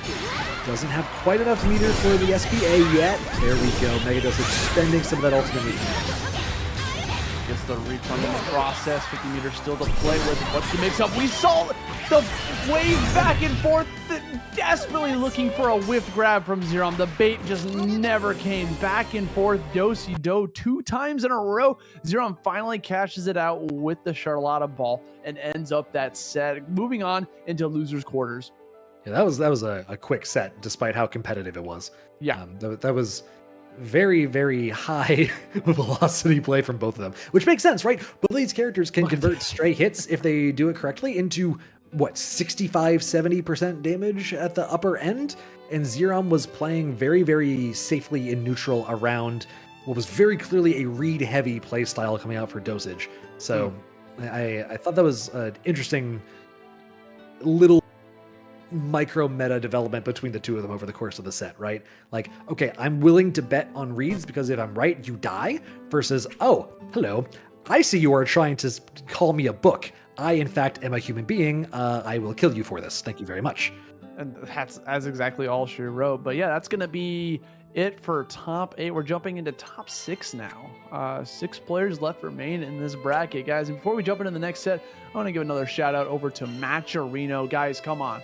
Come on, you know you can do it. Just click the code. It costs you absolutely nothing. It's only 25 cents per button, and all the money goes towards the players. But it looks like we're going to start up the match immediately. So let's dive right in to the quarterfinals.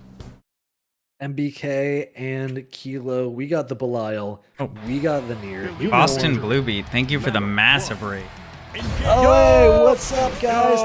That's my locals. Very happy to hear from them. Hope the uni bracket that started off going well. Everyone, shout out to Boston Bluebeat running their Wednesday uni series known as Burst Limit. They also run Plus R on Mondays, I believe, and what's it called? BBCF on Tuesdays. So play into those games and give them a shout. In the meantime, MBK getting things going themselves against Kilo here after taking a grip of damage from Grimnir. Challenges on the Death Summon means MBK should be able to get a whole lot of damage here with the SBA to follow up on this combo.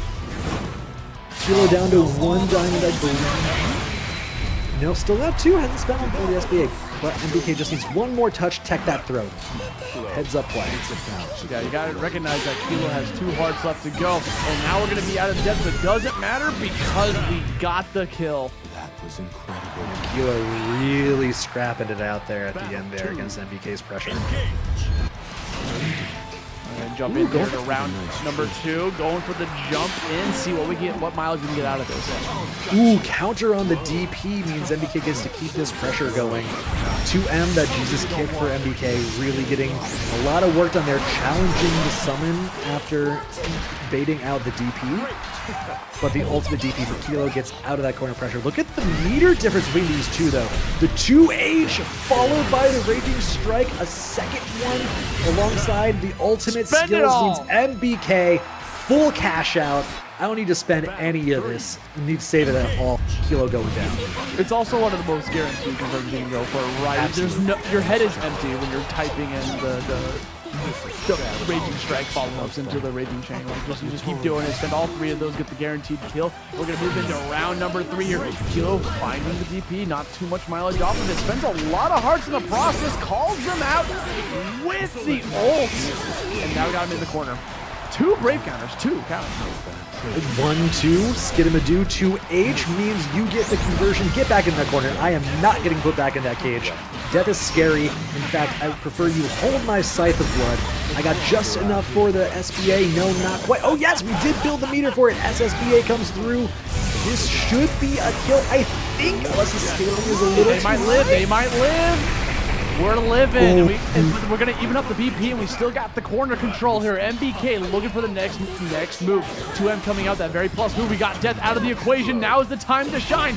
Try to find an option out there. You don't have meter though, and Kilo has all the meter in the world, but doesn't matter. Here comes the head stop from the parry. Good option coming out from MBK. Yeah, you knew Kilo was looking for the ultimate summon. They've been old Nier players looking for chip out in that case, right? You had 2 or 3 cards left, I think, maybe even only 2, which means you have to spend your meter somehow. Might as well use it on the summon into the lariat so you can try and get the chip out situation. Really heads up play there to go for the parry. RPS was super in your favor. That said, though, MBK put into the corner really early here in this round. Got the wacky waving inflatable arm to death going already. BP is spent. Kilo, what's the play here? How do you keep the pressure going? 6-6P is the answer, right? Finally calls it out. Very risky to go for, but manages to do such a thing. Another super skybound art coming out yet again. That's going to be 2 BP taken out from Kilo's bar, putting it down to 1 left. Very scary scenario to be in, especially when MBK has 3 BP to play with. And he's going to spend it all. He doesn't have any way to follow up, though. Kilo right. has all of the meter to work with. MBK has the BP instead. They have opposite meter allocations, but there's only so much you can do if you don't have any BP. Only so much you can do without any meter to spend on ultimates. Throw is teched. Throw is teched again. These two running up and back. Goetia closing it out for MBK. Battle 2. A lot of the times that situation, you'll notice that Kilo was trying to bait out a Brave counter too, because when you're low health, you have 3 BP, a lot of the times you just want to hit it. So people try to bait that out instead. MBK never gave up to it. So many projectiles being thrown out. Kilo's just going to do it the old-fashioned way, just go for the jump on it. Yeah, Kilo loves jumping in this set so far. MBK has adapted that a bit. There's been a couple of situations that we've seen, but by and large, Kilo has been getting away with it because they've been able to read MBK's timing on the fireballs. EX Lariat means Kilo gets to start running this offense. Meaty, try and get a setup of the jump, but no, Death gets challenged.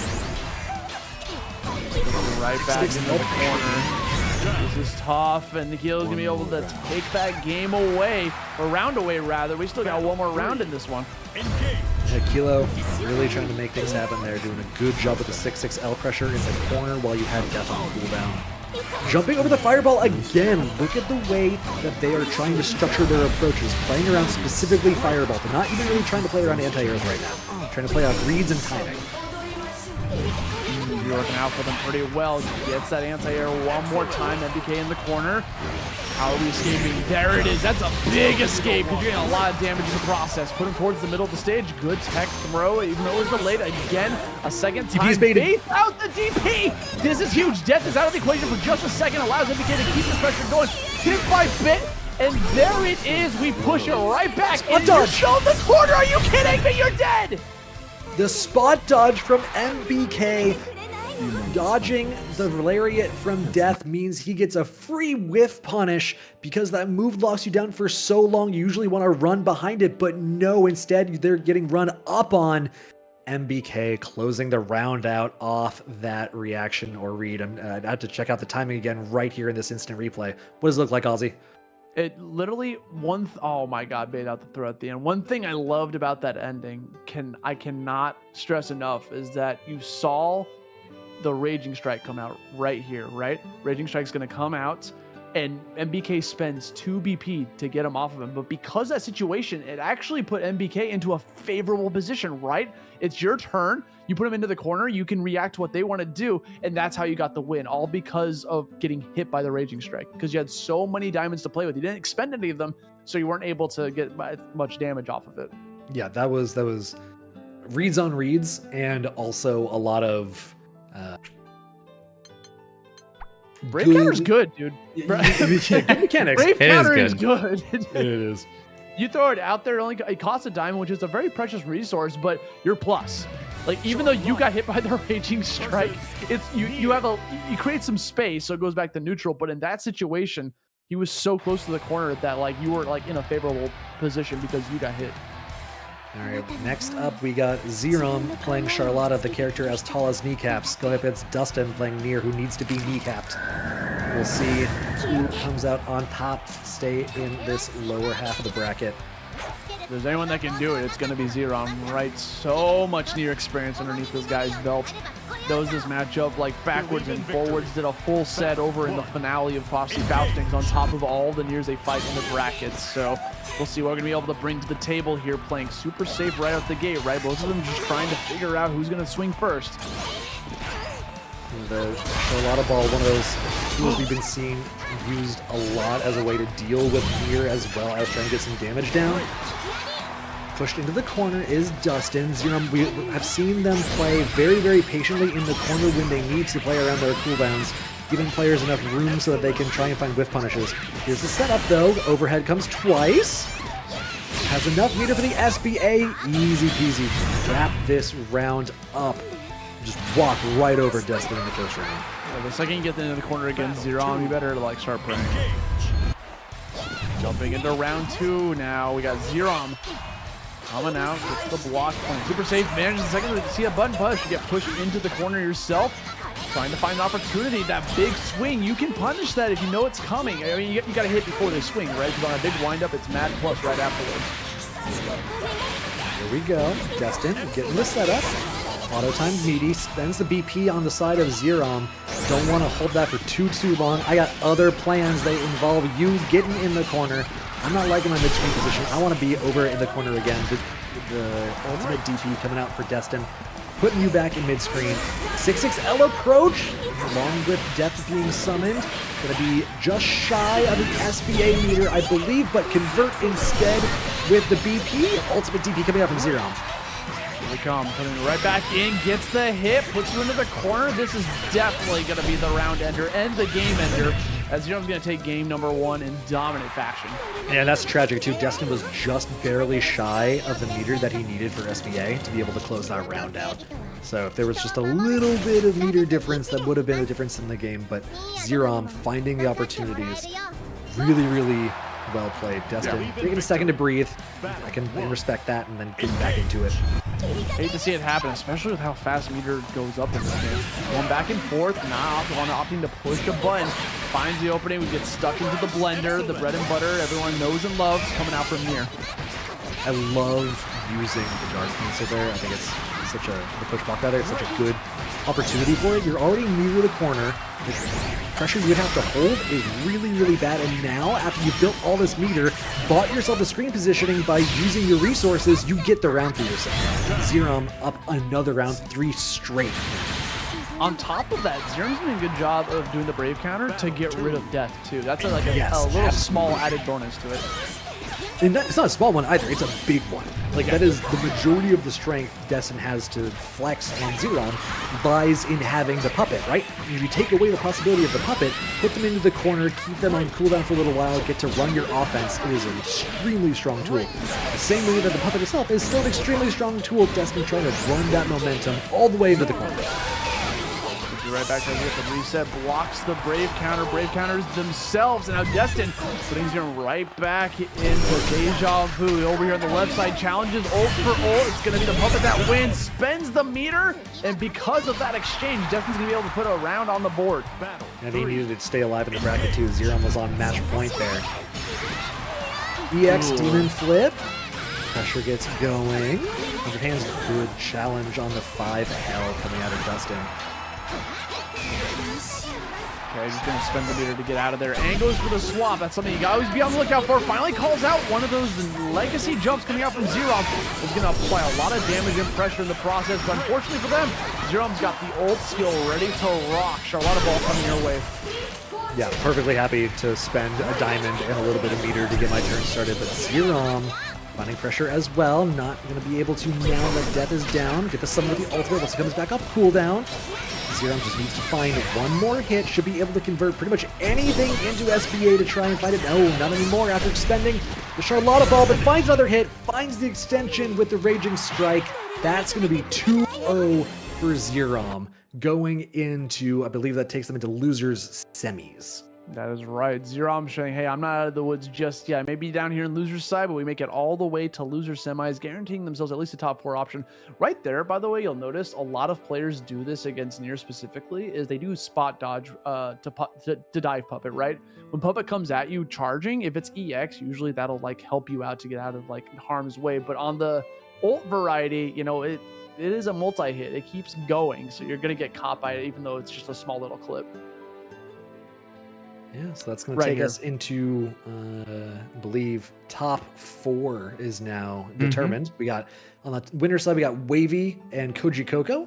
On the loser side, we got MadBestKiller going up against Xerom.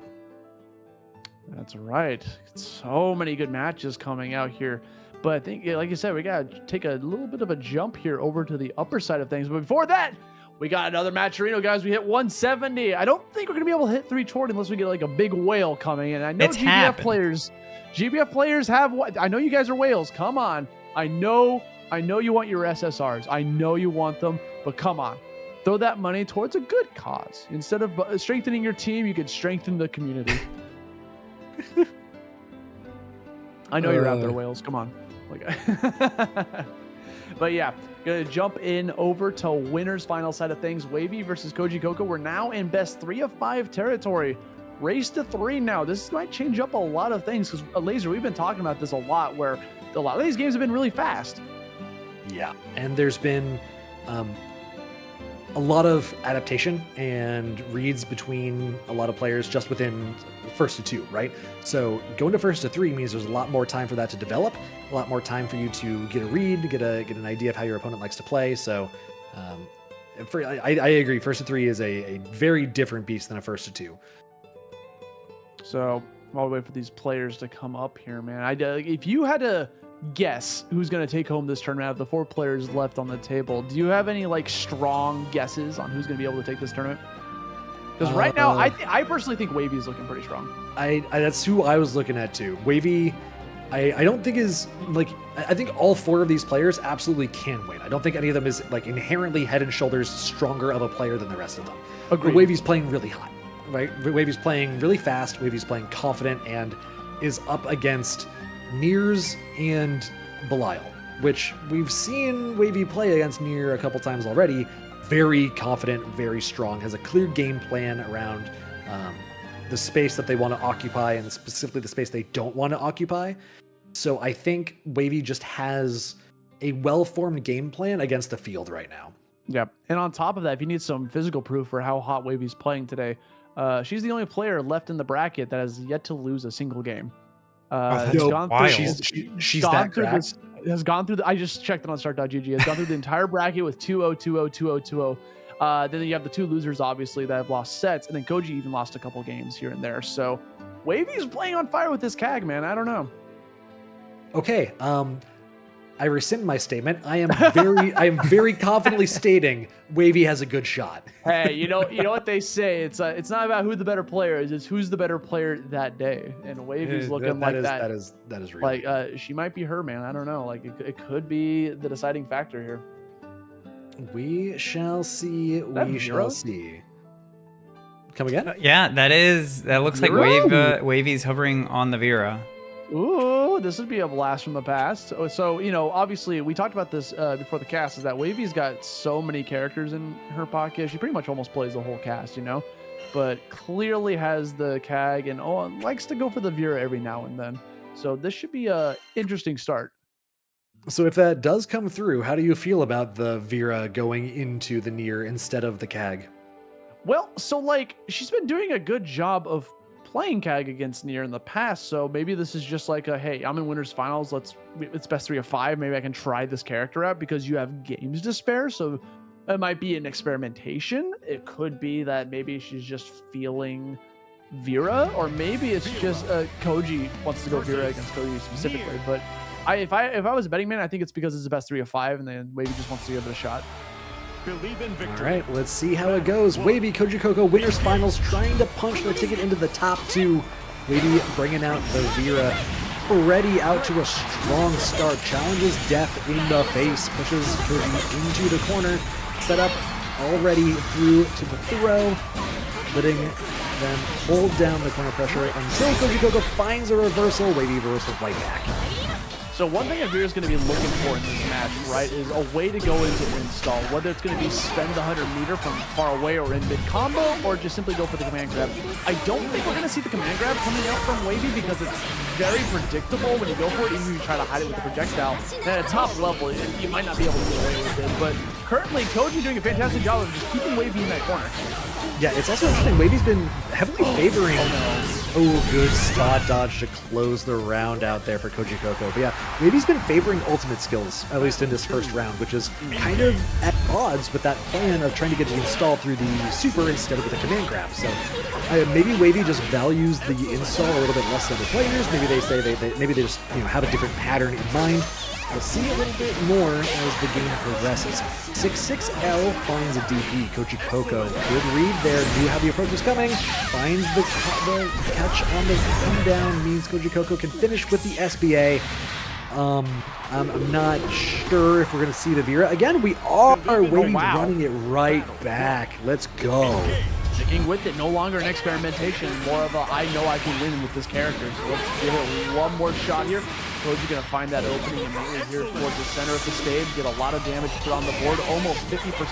Gonna spend that meter to get you off. It falls out the BB, goes to the grab with the command grab, and there it is, follows it up with the BB, forcing out the brave counter, and now you got them in the corner with very little resources.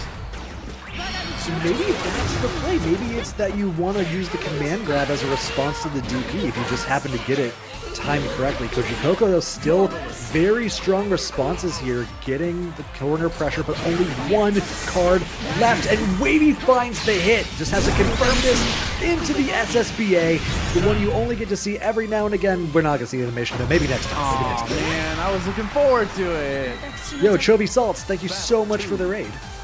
Let's go. Thank you so much. We appreciate you guys coming through and watching this match. Right now, we are in winners finals.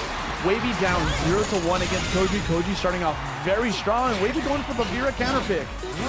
That was going to be able to play out here. Calls out the counter, puts you right back into the corner. Here we go. Wavy getting started once again. Does have decent range with the sword normals to try and challenge. But Kojicoco with the DP. The ultimate is invincible, but does not matter when Kojicoco has the counterplay. Baits out the DP. Transformation did not land exactly the way Wavy wanted to. Kojicoco getting close to 2 rounds here. This is first to 3 in Winners Finals though, so Wavy does have a little bit more room to play with. You know, that reverse DP, it's a boon and a curse to have a meterless DP, because sometimes you just get called out because you just want to throw it out, because right now Koji is taking off so much damage, whether it's a hit or chip, calls that out with a far edge, and that's going to be a perfect. Is this what's going to be able to happen to force Wavy to go back to KAG, or are we sticking with the Vera? It looks like we're going back to KAG. I think the Vera had shots. I saw the design, right? I saw the pattern that they were going for. Try and get the command grab to be the answer to the DP. I understand. I think that's a very valid way to play the match, but Kojicoco was very, very comfortable in that matchup. Wavy going for the Belial. What? Huh? I look away for a second and we see the Belial come out. Let's see how this is going to go. Belial, we've seen a lot of the time here on the stream already today for top 8, but character does have a lot of tools to be able to play with that, you know, shows have access to, right? Has projectile, has a DP, has the ability to play really strong footsies, having one of the very few characters to have a plus 2M. But none of that's really going to matter when Koji's got full control right now. Koji is really, really doing a great job of keeping pressure going, chaining together the flappies. Kojicoco, though, now put into the corner after the back throw, waiting to keep this pressure going as long as they can. They have the meter for the SSBA. This is going to do a lot of damage with the 0 diamonds. This has 200% scaling. Aussie, call it. Is this enough? I don't think so. Yeah, no, not at all. I think there's a little bit too much auto attacks going on in there, but it doesn't matter because we just go for the EX command grab, call you off guard, and get the kill. There we go. Wavy putting the first round on the board for the first time this set. This might be the pick we've been looking for. I like it. Throw off of the Glacial setup. Good challenge from Kojicoco, though. Do we get a side swap? Not quite. They're going to push him in the corner on the other side. Go up in the air. Find him falling down. Keep the pressure going. Good challenge out of Wavy. Gets death away for just a minute. There's only 4 hearts left. Kojicoco would have to be sparing with these resources, but it is a one-touch game with all of that meter on deck. We're applying pressure right now. Look, this game looking very aggressive too. Don't want to back off, especially when you have them in the corner. Because there's times we play against the... Oh, we bet it all on that. Go for the ult right afterwards. Wavy gets called out by the jump, and Koji's going to cash it out with that kill. One more. Kojicoco finds themselves on winner's side grand finals. Wavy locked into Belial for the rest of the set if they can find a win here. With a 6-6 for Kojicoco starting things off is not an auspicious start for Wavy's hot hopes. They're gonna projectile one more time. The Yuel coming through. Oh, a 6-6L. That's like one of the few moves that does not work against the parry in terms of being able to spot dodge right afterwards. It's just too much lag afterwards. Now Wavy paying the ultimate price. Gonna explode in the process.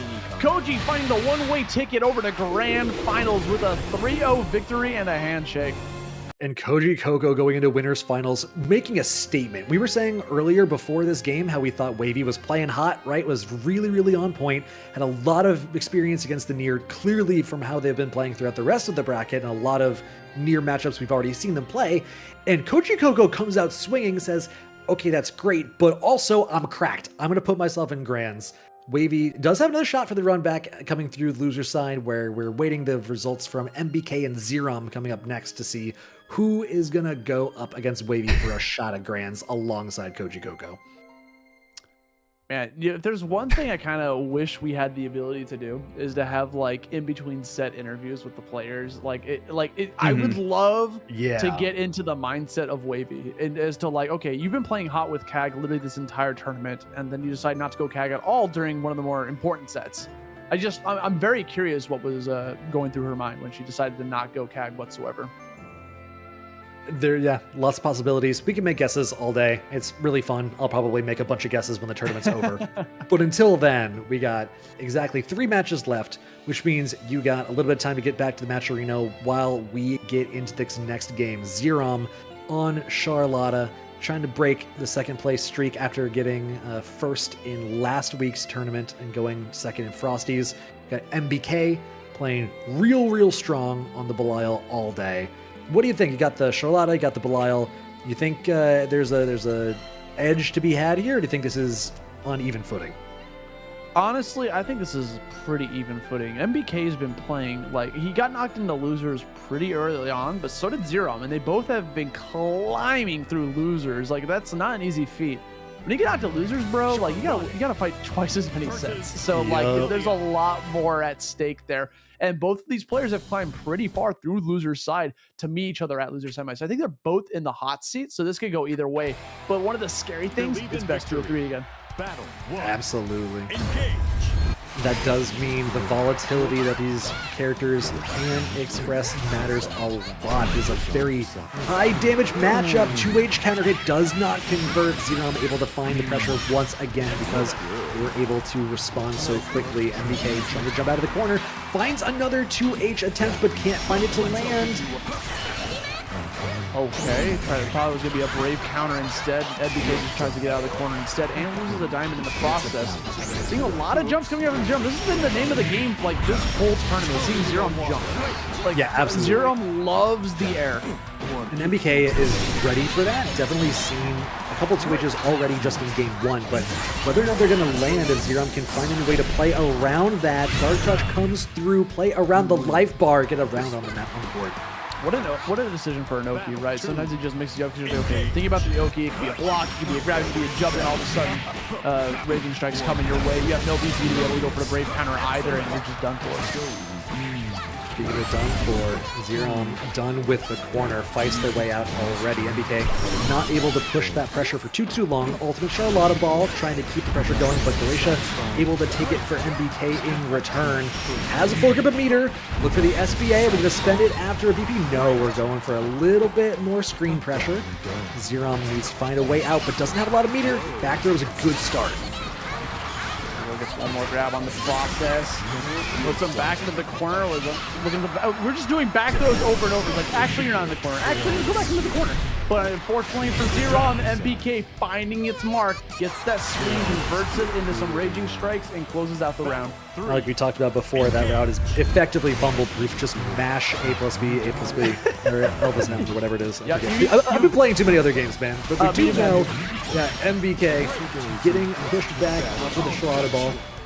Glacia holding down the neutral for just a second. Finds a confirm into the Freddie Mercury. Base the DP. This could be huge damage. He's building up all the meter he could possibly need. Has the diamonds to spend. No, he's going for a corner. Yep. Pretty much anytime you see someone go for a Raging Strike in the corner and they have full meter, they're pretty much expecting to get that refund right afterwards with the SBA. Jump in, does find an opportunity to close this round out. Easy. Stable route, didn't even need to launch all grounded hits up until the end there, but MBK 1-0, just needs one more to get into losers finals. Xerom definitely capable in this matchup though, definitely saw signs of life, so not one to be counted out at all. Right here, MadBestKiller doing his best to get that kill, putting Xerom into the corner once more. It's pretty much going to be the start of every game of these games, right? You get caught in the middle of the screen. I feel like every character in the entire roster has a ability to push towards the corner. Yeah, absolutely. At least the characters you see in high-level, deep tournament runs. Oh, 100%. Back throw. We see that a whole bunch in the last game. Xerom has gotten so much mileage out of trying to get screen position with the back throws. Ultimate flash kick coming out for exactly that same reason. Keep the pressure off of you. Try and keep that pressure toward the corner for yourself. Look at the meter. Enough for both of these players to do whatever they need. Plenty of BP as well. Spend the meter on that ultimate flash kick. Just needs one more touch. We're in throw range as well, Osti. Looking very spicy right now. Tries to go for it. It's a safe option, and it did a lot of chip in the process. Xerom backing up. You notice that Xerom walks forward every so now and then just to gain some meter. You gain meter just by walking forward. You gain more by walking than running, actually. So like, you see him move ever so slightly. Might just be doing that just to spend some meter. And now MBK, 1 health, easily get chipped. You're going to see a lot of jumps, but he's got full meter. Is he going to spend it on ultimate, or is he going to try to find a way to get that SBA? Xerom finally builds enough meter to go for a skill afterwards because of the back and forth. The longer it takes. Oh my god! He was so ready for it. MBK had already thought of all the possibilities of how we could get chipped out, had the counterplay ready, gets that win on the board, one away from losers finals. Xerom thought that was in the bag. He thought that was wrapped up, had a bow on it with the ultimate skill at the mill. MBK says, I'm doing my mad best to win this round. Yeah, trying to put everything here on the table. Puts Xerom here in the corner, going to use the break counter to escape out of jail for free, and then also get a little bit of insurance here with more damage. Just a little more damage is all he needs. One more confirm. He has the BP, he has the meter, he has the screen positioning, he has just barely enough of an opportunity to get himself into losers finals. There it is, MBK taking it 2-0. Xerom, someone please tell me you clipped that. The end of that first round was insane. The fact that they were both going back and forth so often too, that was only going to help Xerom in the end because Xerom was building meter bit by bit. But MBK kept his cool, didn't spend his meter on anything, and was waiting for Xerom to make the first move. That was absolutely nuts. MBK played out of his mind, like straight up. That was insane play. That does mean we got our top 3 in order. Kojicoco waiting on the winner's side of Grand Finals for the result of will Wavy get the run back, or is MBK gonna have a shot at the Grand Finals? Wavy, I'm curious to see what the character choice is. So we've seen the Hag, we've seen the Vera, and we've seen the Belial so far. I'm thinking the Kag, the Vera and the Belial. Vera did not look convincing at all. It may be totally fine in different matchups. Maybe the Nier was just not the counter pick that they thought it was. Maybe it does a little better into Belial. Who knows? Maybe they're just comfortable with that. I kind of doubt we see the Belial mirror. It's possible, but it did look more convincing than the Vera did. I'm still expecting the Cagliostro. Yeah, when you're down in loser's side of things now, especially because how good your Kag's been playing all day, I definitely sense the Kag return. Granted, right. Wavy's still in best 3 of 5 territory, so she still has the ability to experiment at least one game if she wants to, because, right, you lose game number 1 with a character of Vera or Belial, it doesn't work out, you switch over to Kag, or it does work out, and now you have that character advantage, right? So, anything could happen. Absolutely. You know what else could happen? You could be struck to go to the Matcherino page and donate a little bit of money right before we try and wrap up. Try and get all of these amazing plays rewarded for all of their efforts, all these players for coming out. 100% does go to the players. We have gotten to the point where we're getting a top 4 payout. If any of you gotcha whales want to get us up to 320 so we can get the top 6 payout, that'd be great. It's a great way to ring in Relink right before it drops. So I think we can hit 200 at least. At least 200. It's only $20 away. That seems reasonable, right? It's only $19.20, bro. Like, that's super easy. We can make that. You know, it's not super easy though. Calling who's going to win this match. Wavy. No MBK. idea. Yeah, MBK has had a couple games in a row that have been absolute stomps, and not just stomps, but like hard read call outs and really, really having an idea of what the opponent wants to do. I don't really know if MBK's momentum is something you can stop that easily. There's just a lot going on. It's one of those things that every now and again you hear people talk about the difference between coming into Grans from winners and losers. Winners obviously has a huge advantage, but sometimes if someone goes to losers early and spends the rest of the day just taking heads and taking names, that can be a lot, right? If they just have that much momentum on their side, and MBK is kind of sitting in that sort of position in my eyes. Has nothing to lose, right? And we're sticking with the Vera. Wavy going back to Vera to see how it's going to do this time against the likes of Belial. I think Wavy has a soft spot in her heart for Vera, and I think she wants to make Vera work. So this could be just like her trying to get this character into like a more, extensive environment. She can fix her, man, for sure. That's what they said about Nier too. So here we go. MBK starting off real strong. Good corner pressure. Carry rather. Wavy finding some opportunities to fight, but the 2H, we have seen Wavy take to the skies a lot, both on the KAG and the Vera. MBK been showing against multiple opponents they've got the 2H ready, but Wavy finds the install.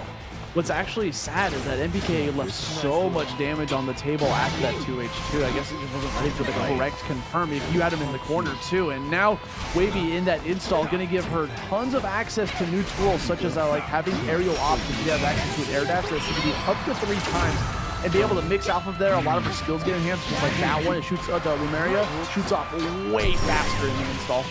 Yeah, I really like the strike throw that Wavy was going to represent there too, but MBK finds the opportunity, confirms into a round on the board. Wavy didn't really find any way to get that started. MBK was too willing to challenge, and Wavy was leaving some pretty big gaps. So we're here to see MBK take the opportunity to finish the DP with as much damage as possible. Hit 50% meter. Ultimate skills are unlocked if you want to throw those out. Is MBK going to build enough here to be able to use the SBA? Oh, yeah. Most definitely. Going to spend the SBA, take out a lot chunk of damage, take out a diamond, and you have them in the corner. Wavy's going to have to fight for her life to get out of this situation. Ooh, oh, with no punish, though. Yeah, MBK closing it out. Wavy not quite ready to respond. That situation's always tough to see because it's like, oh, I messed up going for the grab. Oh, because they thought I was going for a grab, they missed the grab too. Let's go, all according to plan. All according to Kojicoco. 2H, not a counter hit, but does confirm into the Freddie Mercury. Corner pressure is started. Spend that guard cancel, get out of the corner, get back in. Anytime you're going to see Vera go for that little dash, by the way, she's vulnerable to be able to get called out with like a light attack. But if she manages to land it, she remains plus. And that block string continues to climb. Speaking of the block string, it's continuing, and we're going to spin that special to not only go into install, but turn it into a conversion. And you might honestly just be dead. Oh, we're living. Not quite enough. The invincible reversal means you can't get the chip out either, so Wavy just needs one more hit. There it is. I love the structure Wavy had there with the pressure, basically frame trapped into her SBA so that she could go for the install. I love that call. MBK probably not going to fall for that again. Yeah. Also a great challenge with the medium because recognizing a backdash is going to come out to try to get out the Brave counter. So here we go, Wavy putting MBK right back into the corner. Damage is climbing bit by bit. Look how low the health is already. We're just gonna go for the install, and we get the Brave counter right afterwards. We get a free install in the process. Yeah, perfectly happy with that. I will absolutely spend a diamond to get my power up. Confirm, here we go, not quite enough. Pressure starts with 6XL. Glacier projectile is a meaningful neutral tool, but Wavy with the summon closes it out one apiece. I'm seeing the design. I'm seeing the game plan here. Vera's projectile with install is disgusting because it's so fast and it just spawns out of nowhere and it always goes for whatever the opponent is. Very tough to be able to deal with. So one of your end game goals here is to not let Vera get into that install. Granted, if she gets 100 meters, she gets 100 meters. Yeah, there's only so much you can do to control it, but you're right, you do absolutely want to try and mitigate that option as much as possible. Here we go, Wavy finds a confirm. Oh, no!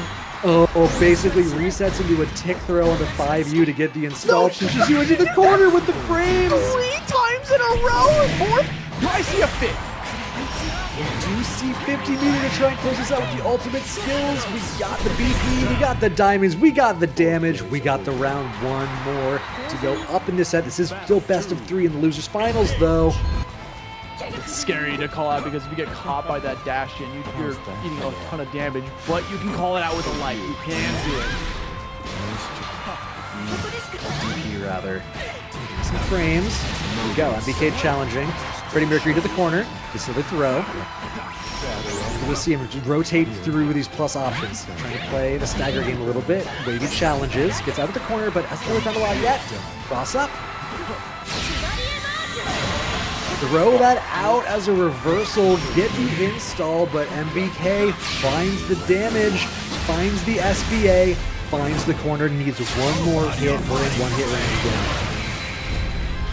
This is scary situation. MBK putting Wavy right back into the corner. She finds the answer, goes for the DP to push you right back out.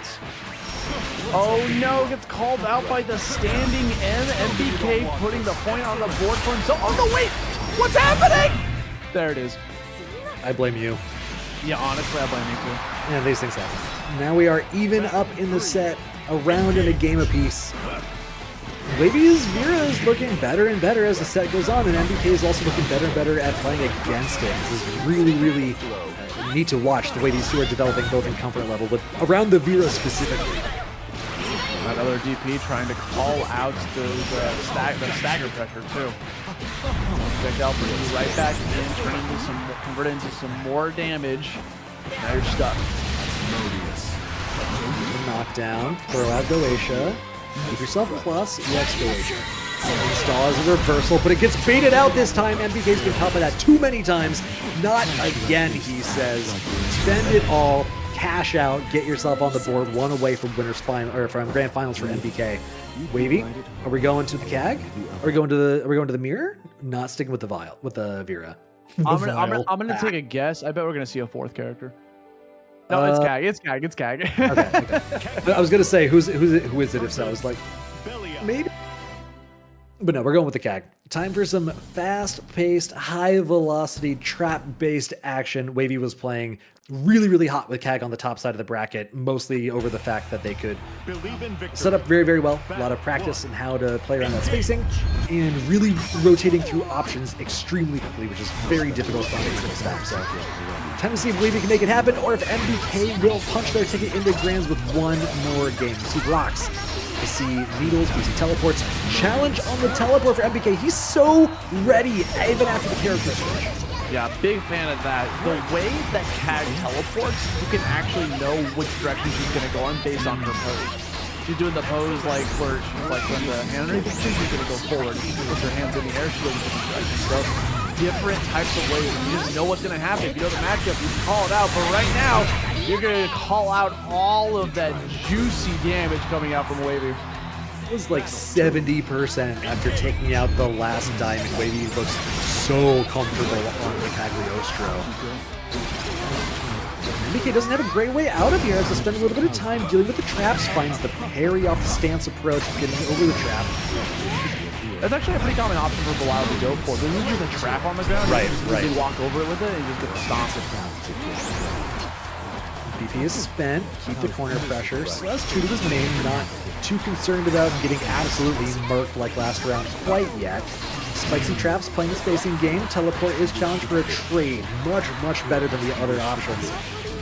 Throw means this is now a one-touch game, not quite in throw territory yet, though. There it is. Austie, I think we got someone who's looking real close to Grands. MBK on the verge of making his way back up to the upper side of things, but Wavy's got to stop it right here, right now. He's got too much momentum. Can she come back here? 6-6L keeps that pressure for MBK. Wavy does a good job waving through all of it, though. Throwing them rocks around. Teleport as a bait. MBK try to approach. As Wavy gets to start that turn. Overhead. Spot dodge. MBK trying to take a turn back, but runs into the ultimate trap. A lot of straight hits coming out from Wavy currently, until finally we see the Raging Strike come out, forces out the Brave counter, and now you are out of VP, you're out of resources, but does not matter. We get that confirmed for days. Super SBA, no animation coming out, so we're not going to get that second VP, and it does not matter. We're just going to go for the reversal to close out game number 3. We got ourselves a game 5. Wake up covered in gold. Time to go to a final match. Wavy, MBK, best of one to get into Grands. Trying to collect all that money with that gold. Wavy putting MBK in that first neutral win. We're teleporting back, goes for the parry and gets called out for it instead. Oh, that we trying to hit with that Raging Strike, I think a little bit mistimed. Yeah, just a bit. MBK gets the corner pressure as a result. Goes for the parry, expecting a DP. Maybe he just wakes up, says, okay, I guess I'll take my turn. Sets up these traps, throw him back in, get the corner carry. Wavy has 100 meter as well. Here it is, SBA. Yeah, Wavy was probably trying to go for a grab there to tech a throw. Didn't expect like the parry stance, because if you know the parry's coming, you can punish that with a close H once the animation's over. You get a big damage. Speaking of big damage, MBK has the SSBA right on hand. that's going to be it. That's going to be 1 round away from getting into Grans after a mad loser's run. Dude, that kick is so strong, and he's looking strong himself here. MadBestKiller looking for this next opening, finds that first opening hit, gonna convert it into some easy damage, spend a little bit of those cooldowns. EXs to get a lot of damage to start off this round. Wavy stuck, has to go for Brave counter. Out of the corner with the teleport, trying to get the stagger pressure, throwing rocks as a way to try and keep pressure off of herself. This 2M we've talked about, such a strong button for Belial, means they can approach through the traps without too much effort. Clearing those out with good range. Wavy sets up the ultimate trap. MBK pushing the corner, has 50 meter on Wavy's side. Another ultimate if they want it. Yes, indeed. Goes golden, spends the BP for the combo extension. Is this enough damage? Might need to eke out just a little more. Not quite. There it is on the overhead. Final round. Wavy MBK losers finals. The dreaded combo limit appeared, and Wavy did not falter at that. Still got the next conversion win. Coming right back up. Traps are set up. We got Brave counters coming out from both players. They don't want either of them to get any sort of momentum. There we go. Wavy is finding the momentum that you just said they don't want to have each other. Traps are set. BP is spent. MBK down to 1 diamond already. 10 seconds in, going golden. Taken to the air. He's down to none. No diamonds for MBK. Wavy has an opportunity here. Spamming the Brave counters just to get them out. We got clashes. Good spot dodge. Gonna cause so many different options. It starts to cash out the last BP. They got no BP on the board. MBK has meter. He can spend it. If he gets 1 hit, he finds the hit. He's gonna spend it, regain a BP in the process, and take out a chunk of damage from Wavy. He might be just shy on damage, but he's not shy on resources. He's not shy on momentum. He's not shy on hope. Approaching, goes for the DP into the teleport, spends the last point, but we get the chip out going golden. Wavy gets the run back against Kojicoco in Grand Finals. 1 last mix was all it took. Wavy finds it. Oh my God. What a sequence from both of these two. We can see in this instant replay, MBK finds the SSBA with diamondless Wavy. No gold, no shine on them whatsoever. But what they do have is a wake up option and a refund on the meter so they can spend it again for the ultimate for the second time. Chip out in Kirby mode. What an insane set between these two. That whole set being decided by that final interaction, what it was after the Brave counter, right? It's like, you're gonna go for the reversal DP, or are you gonna let me hit you, or are you gonna block? Like, what are we gonna do here? Didn't call out the DP, unfortunately, right after this moment. Gets called out. There was even he staggered too. He staggered off the 6XL because he had plus frames. So he was trying to, just run stagger pressure, run strike throw. Wavy just happened to RPS and was right. The delay reversal. The delay reversal, man. Congratulations to Wavy, literally winning that by the skin of her teeth, and is going to take a trip right back up to Grans to get a run back against Koji. That is such a good set to tell you to go to the match arena. If that doesn't deserve it, nothing will, right? Like, you saw the plays, you saw the way that match ended. Do not let this bracket end in anything less than what we just saw. We are $20 away from hitting $200. We got top 4 being paid out. 100% of this will go to the players. So if you want to support these events, want to help out in your own little way, head on over to the match arena, hit those, what do they call sponsor quests? Go check out SoCal Suma, whoever that is on Twitch. See what you can get done. And in the meantime, we are setting up to have our final match for the day. Kojicoco versus Wavy, the run back from Grand Finals. Osti, predictions. Who's Wavy playing? KAG. I think it's got to be KAG, right? I think game 1's going to be Vera, and then we stick with Vera if we win. If we lose, we go to KAG. I think that's what's going to happen. I could see that. I would respect that. If it were me personally, I would just go straight to the KAG. You obviously are extremely comfortable on it. You just had like the craziest set ever. But also, I'm not a top player, so what do I know? We'll see what the answer is real soon. Got to get those guesses on the table. You know what I'm saying? But chat. Let me hear from you guys. What are you thinking? Are we thinking KAG? Are we thinking Vera? Are we thinking Belial?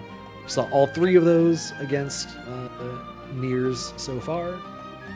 Do we got a poll open? That'd be kind of cool. We get a poll going. I can get a poll going. Get a poll of who's going to win this tournament? I mean, Koji obviously has a slight advantage, right? Because of being on winner side of things. He has the ability to lose a set and then can play another one. Wavy doesn't have that luxury. Right. So Wavy does, however, have the luxury of momentum. There's a hell of a set. You're feeling good. You're feeling like you eked it out. Hopefully you're not feeling stressed. You're feeling a little more on top of it. Ooh, Matcherino just ticked over to 200. Oh, let's go. Let's go. We just get a big old donation from a certain someone. Who was it? Oddity. Thank you for the 30 in total with the extra 20 to bring us. Oddity, you are the hero of the day. Thank you so very much. We really appreciate it. Bumping us up to the goal of 200. We managed to make it, guys. That means $200 is going to be going to our top 4 players. Again, we're not taking a dime of that. Full 100% of that is going towards the players. So thank you so much for supporting these guys, for putting on a show for us, as we're going to dive here into Grans momentarily. But Laser, if you were a betting man, who would you bet it all on? Are you like an all-in type of guy, or are you I'm the most risk-averse person in the world. Like I went to a casino once for my friend's birthday. He wanted to go. I live in New England, so he wanted to go to Atlantic City.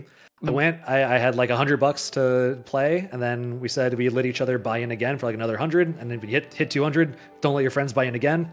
Friends don't let friends gamble irresponsibly. And I lost my first 100 in like 20 minutes, and said, "That's fine. I'll spend my other 100 on drinks. I don't."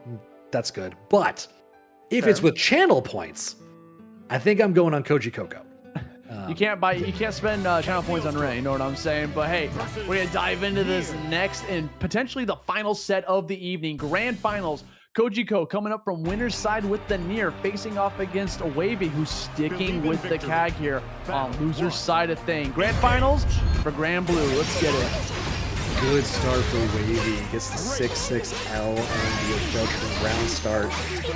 Almost finds a way to convert though, but Kojicoco does get the count. Just go for the reversal. Oh no!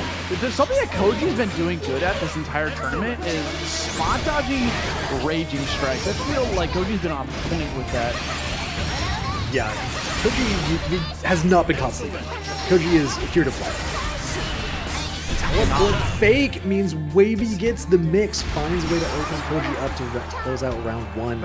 I'm a big fan of exactly that. There's a lot of trickery that Cagliostro can bring out, and I love representing it early in the set, because that means the mental stack is now one more thing you have to care about for the entirety of potentially 6 games, which is a lot. Right. Man, I'm not gonna lie, feeling a little bit guilty because Koji got caught by a raging strike after I just complimented him. Yeah, these things happen. I feel like raging strikes are very difficult to dodge because you're thinking about so many other things. It's like almost like the last thing you're gonna expect. It's such a valuable resource to spend to go for a raging strike, you know? And also, Wavy is hiding them between other animations, especially the animation of the spikes is kind of layered on top of the Raging Strike. They make it hard to respond appropriately, but Kojicoco with the exact right response, finding the SSBA, that should be enough. No! Magic Pixel for Wavy, look for chip. There's only 1 heart left for Kojicoco. Wavy has a real shot here. Teleport, rock, no hearts left. With all the momentum, Kojicoco challenges the approach, so Wavy can't close it out. So clutch from Koji.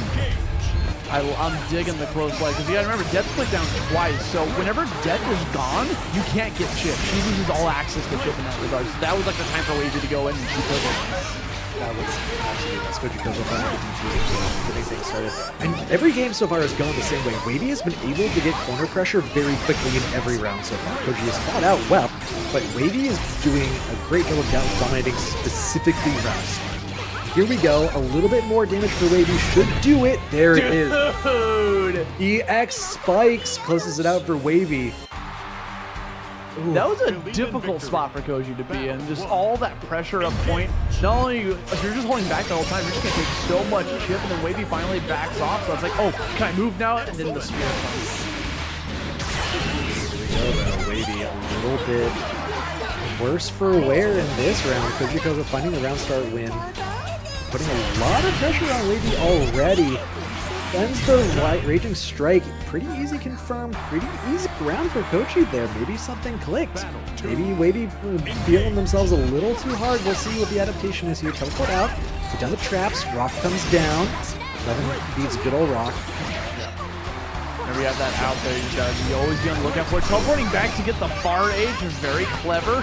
Putting a lot of teleports here on the table down in the corner. Koji's one hit away from losing their death. Finds the opening. Sweep's not going to give you too much mileage, guys. They're going straight back towards the pressure. This is something where Wavy has been in control with Clash. Clash, do something else!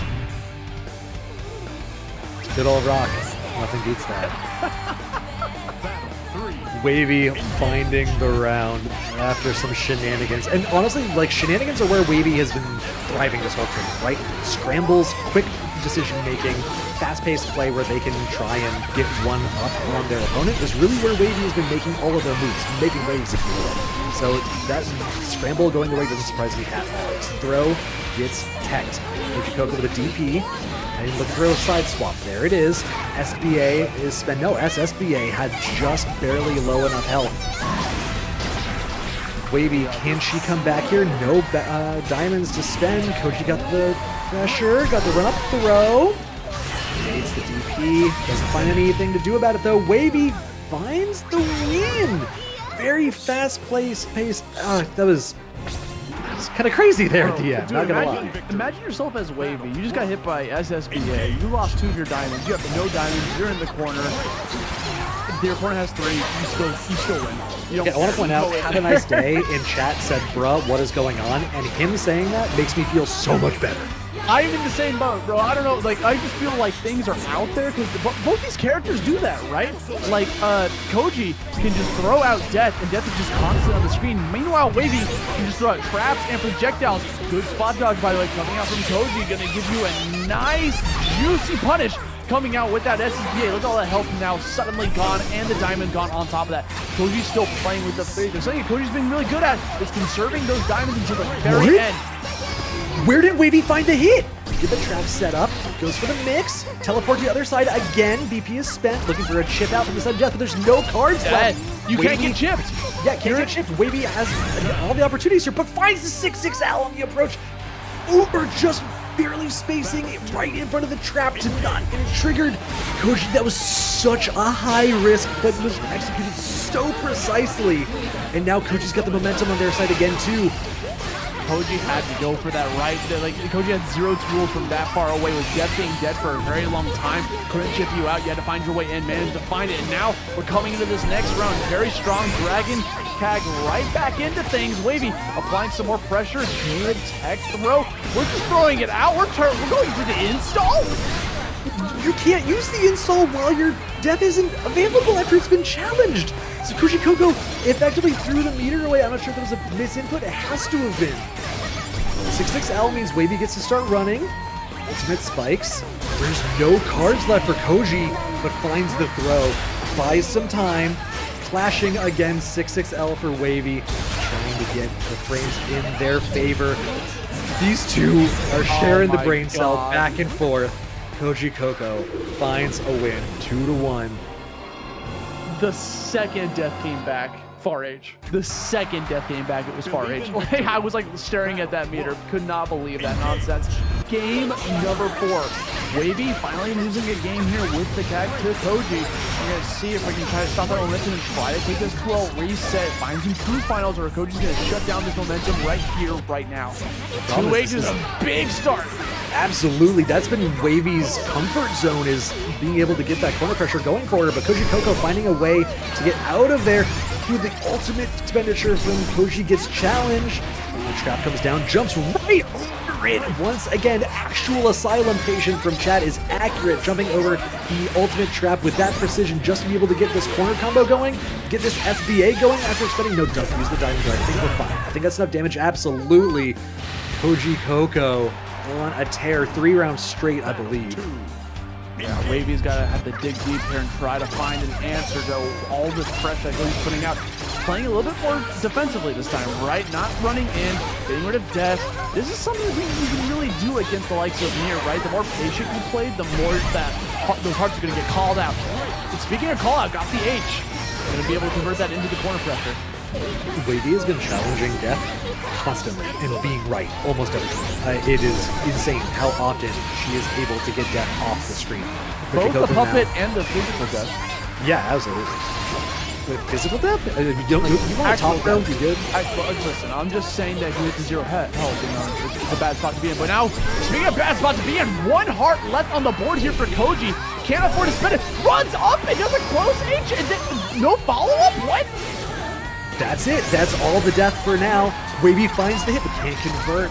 There's an SSBA available for Kojicoco if they can get a stray hit, but you have to win in neutral first, and Wavy has been doing so well there. There it is. Raging Strike, Raging Chain. Wavy 1 away from resetting the true finals. Both of these characters have incredible far ranges, and both these players are taking them to the absolute limit when they land them. Spear puts you back into the trap. Now it's time to take a lot of damage here from Kag. Look at that, from with no meter, taking away 30% damage. Very strong start here for Wavy. We're going to continue to throw out these projectiles, try to bait out that death, and finally it comes out, spending a couple of hearts to be able to throw that puppet out. 9 cards left, plenty to work with. Spends BP to push Wavy into the corner. Throws the follow-up. Meter for ultimates if that's the play. Wavy getting the traps going. Gets the side switch. I think this is going to be enough. Aussie, are we looking at a reset here? Yes, we are. 3-1 for Wavy. We're going to the true finals. Everyone in chat, let me know how your points are doing after that first set. I know there's probably some Kojicoco believers in something regarding shambles at the moment. Wavy stocks going to the moon. What an insane first set between these two. Wavy's ability to challenge Death and then convert into just demonic, honestly, corner pressure has been really consistent, and we're going to need to see that again as we go into the true finals here. Reset 0 apiece. Let's let Wavy take these games home, right? Final set of the night, guys. I need you to end this set in 10 minutes, and I know you can do it because I got some relink to play. And Koji's coming in. They also got relink to play. We're putting Wavy right back into the corner. 30% health, get a lot of that damage. But Wavy's got a lot of diamonds to be able to play with. Try to find that opportunity to go for the Brave counter. Opt to not spend it. Try to go for the close light instead, and we're dying with 3 diamonds. Yeah, speaking of demonic corner pressure, let's not forget there's a Nier in this match. Like, Nier can still get things done. Kojicoco, very, very dominant first game. Wavy coming out, starting with the traps. Kojicoco into the corner already. A little locked, but things beats that, except some things do trade. Death DP, looking for a side swap. Do we got these routes on lock? Not quite. We're going for the setup. Going for the Raging Strike, Raging Chain, just kind of raw. All right, we send it. I like it. Koji's getting a lot of mileage off of that too. On top of it, 3 diamonds. We're stuck in the corner. Go to the Brave counter to apply even more pressure against your opponent. Brave counter's right back. That seems to be the MO, right? When you're Brave countering, you just keep doing it back and forth until whoever gets their turn. No, it's my turn. No, it's mine. Koji taking their turn to a mile and takes away game number 1 in a pretty quick fashion. And we're right back in it. These, like, God bless Granblue letting us get right back in the match because these two waste go time. Challenge already. 6-6-L. Kojicoco finds the trade on the back of the clash. Pressure. Not finding much yet. Challenge. Wavy gets rid of Death. Spends the BP. That's Gets a good mixed. trap from Koji because you're. Oh no! Ooh, that hurts. These two, I think, also had the desync in winners finals earlier on in the bracket. All right, chat, quick, tell me how your points doing. Imp, can we get a rundown on the bet? Oh, we're back. I think it was just spectator issue. It was just spectators. This does not affect the players. It's going to affect the spectators. So rapid fast. Let's see what's happening. What is going on? Well, you don't have Rap God mode installed? No, not at all. Yeah, Koji that's does, fair. though. That's no idea. 1 apiece. No, that was the first round. Kojicoco, Yeah. 1 up. Yeah, still in fast forward mode. We're trying to skim this. We're trying to get through it, you know what I'm saying? Like, really fast. Okay, we're finally caught up here. Wavy taking a lot of damage in the process. Oh, that far range is gonna hurt. Oh, we dropped it? Just needs one more hit, though. There it is. Kojicoco finds it. Kojicoco up 1-0 in the set. Something's changed. I don't know what Koji's found. I don't know. Wavy's going for Isn't it. it 2-0? It is 2-0, yeah, because the first one was a quick 2-0. It was as so well. fast. Yeah, it's definitely, Koji up 2-0 right now against the Wavy. And we'll see if Wavy can try to bring this back, or if this is going to be it for the, for the Warrior here. Yeah, because this is a completely different look from Kojicoco from the first set. Yeah, it is 2-0. We'll get a score update in just 1 second. Wavy finding the golden mode, trying to make something happen. Kojicoco willing to spend the diamonds to get the corner pressure back up again. Death is down, going for mix. Spend the diamond once again. I'm not holding that mix. You get off me. Traps are set. Dash up was not the 6XL, was going for the throw. Kojicoco went for the delay tech, finds a way out. Ultimate is going to put Wavy in the corner. I'll see, this is looking pretty strong for both sides here. No way to call it yet. There it is. Wavy with the ultimate still into the teleport, gets the cross up, gets the mix, gets the round. Wavy for the first time in reset gets a round on the board. Yeah, literally, this could be what Wavy needs to just stop this momentum. But this damage is still going to continue to climb. In that situation, I think that's one of the best times to try to go for a Brave counter, right? Like here, like that's like the perfect time for Nier to just mix the crap out of you. So if you get the opportunity, if you see him hitting the block, let it rock. And because now you got all this corner pressure, you even spend the BP to regain that BP with the SEA. Ultimate DP is the answer. Bet the round on it. Get rewarded. Never mind. Wavy fighting back. Put you on the traps. Chips that you was out. Nasty. Cross up high. Pushes you under onto the trap to chip you out. That was disgusting. The push back into the chip kill was absolutely... That was funny, dude. But just ended. That is true Cagliostro gaming right there. It's awareness of your spacing, awareness of the tools you have to make use of the spacing and have what you've set up before. That is wonderful situational awareness from Wavy. Kojicoco loses death already. We've got that pressure going. One trap set. Death able to fight out Wacky Waving Inflatable Alarm. Get off me.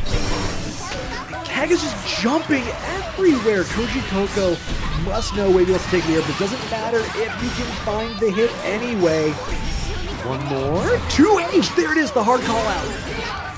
Yeah, that's been Koji's MO this entire tournament. Koji's got so many 2Hs on these jumps from every player. Like, everyone's been victim to it, but right now, Koji, not quite yet at chip, but one more chip put you in it. Oh, we bet it all. We run up and go for the SSBA on the counter hit. No reaction coming up from Wavy in the process, though. We're just gonna go for second grab, third grab. Not like this, Wavy.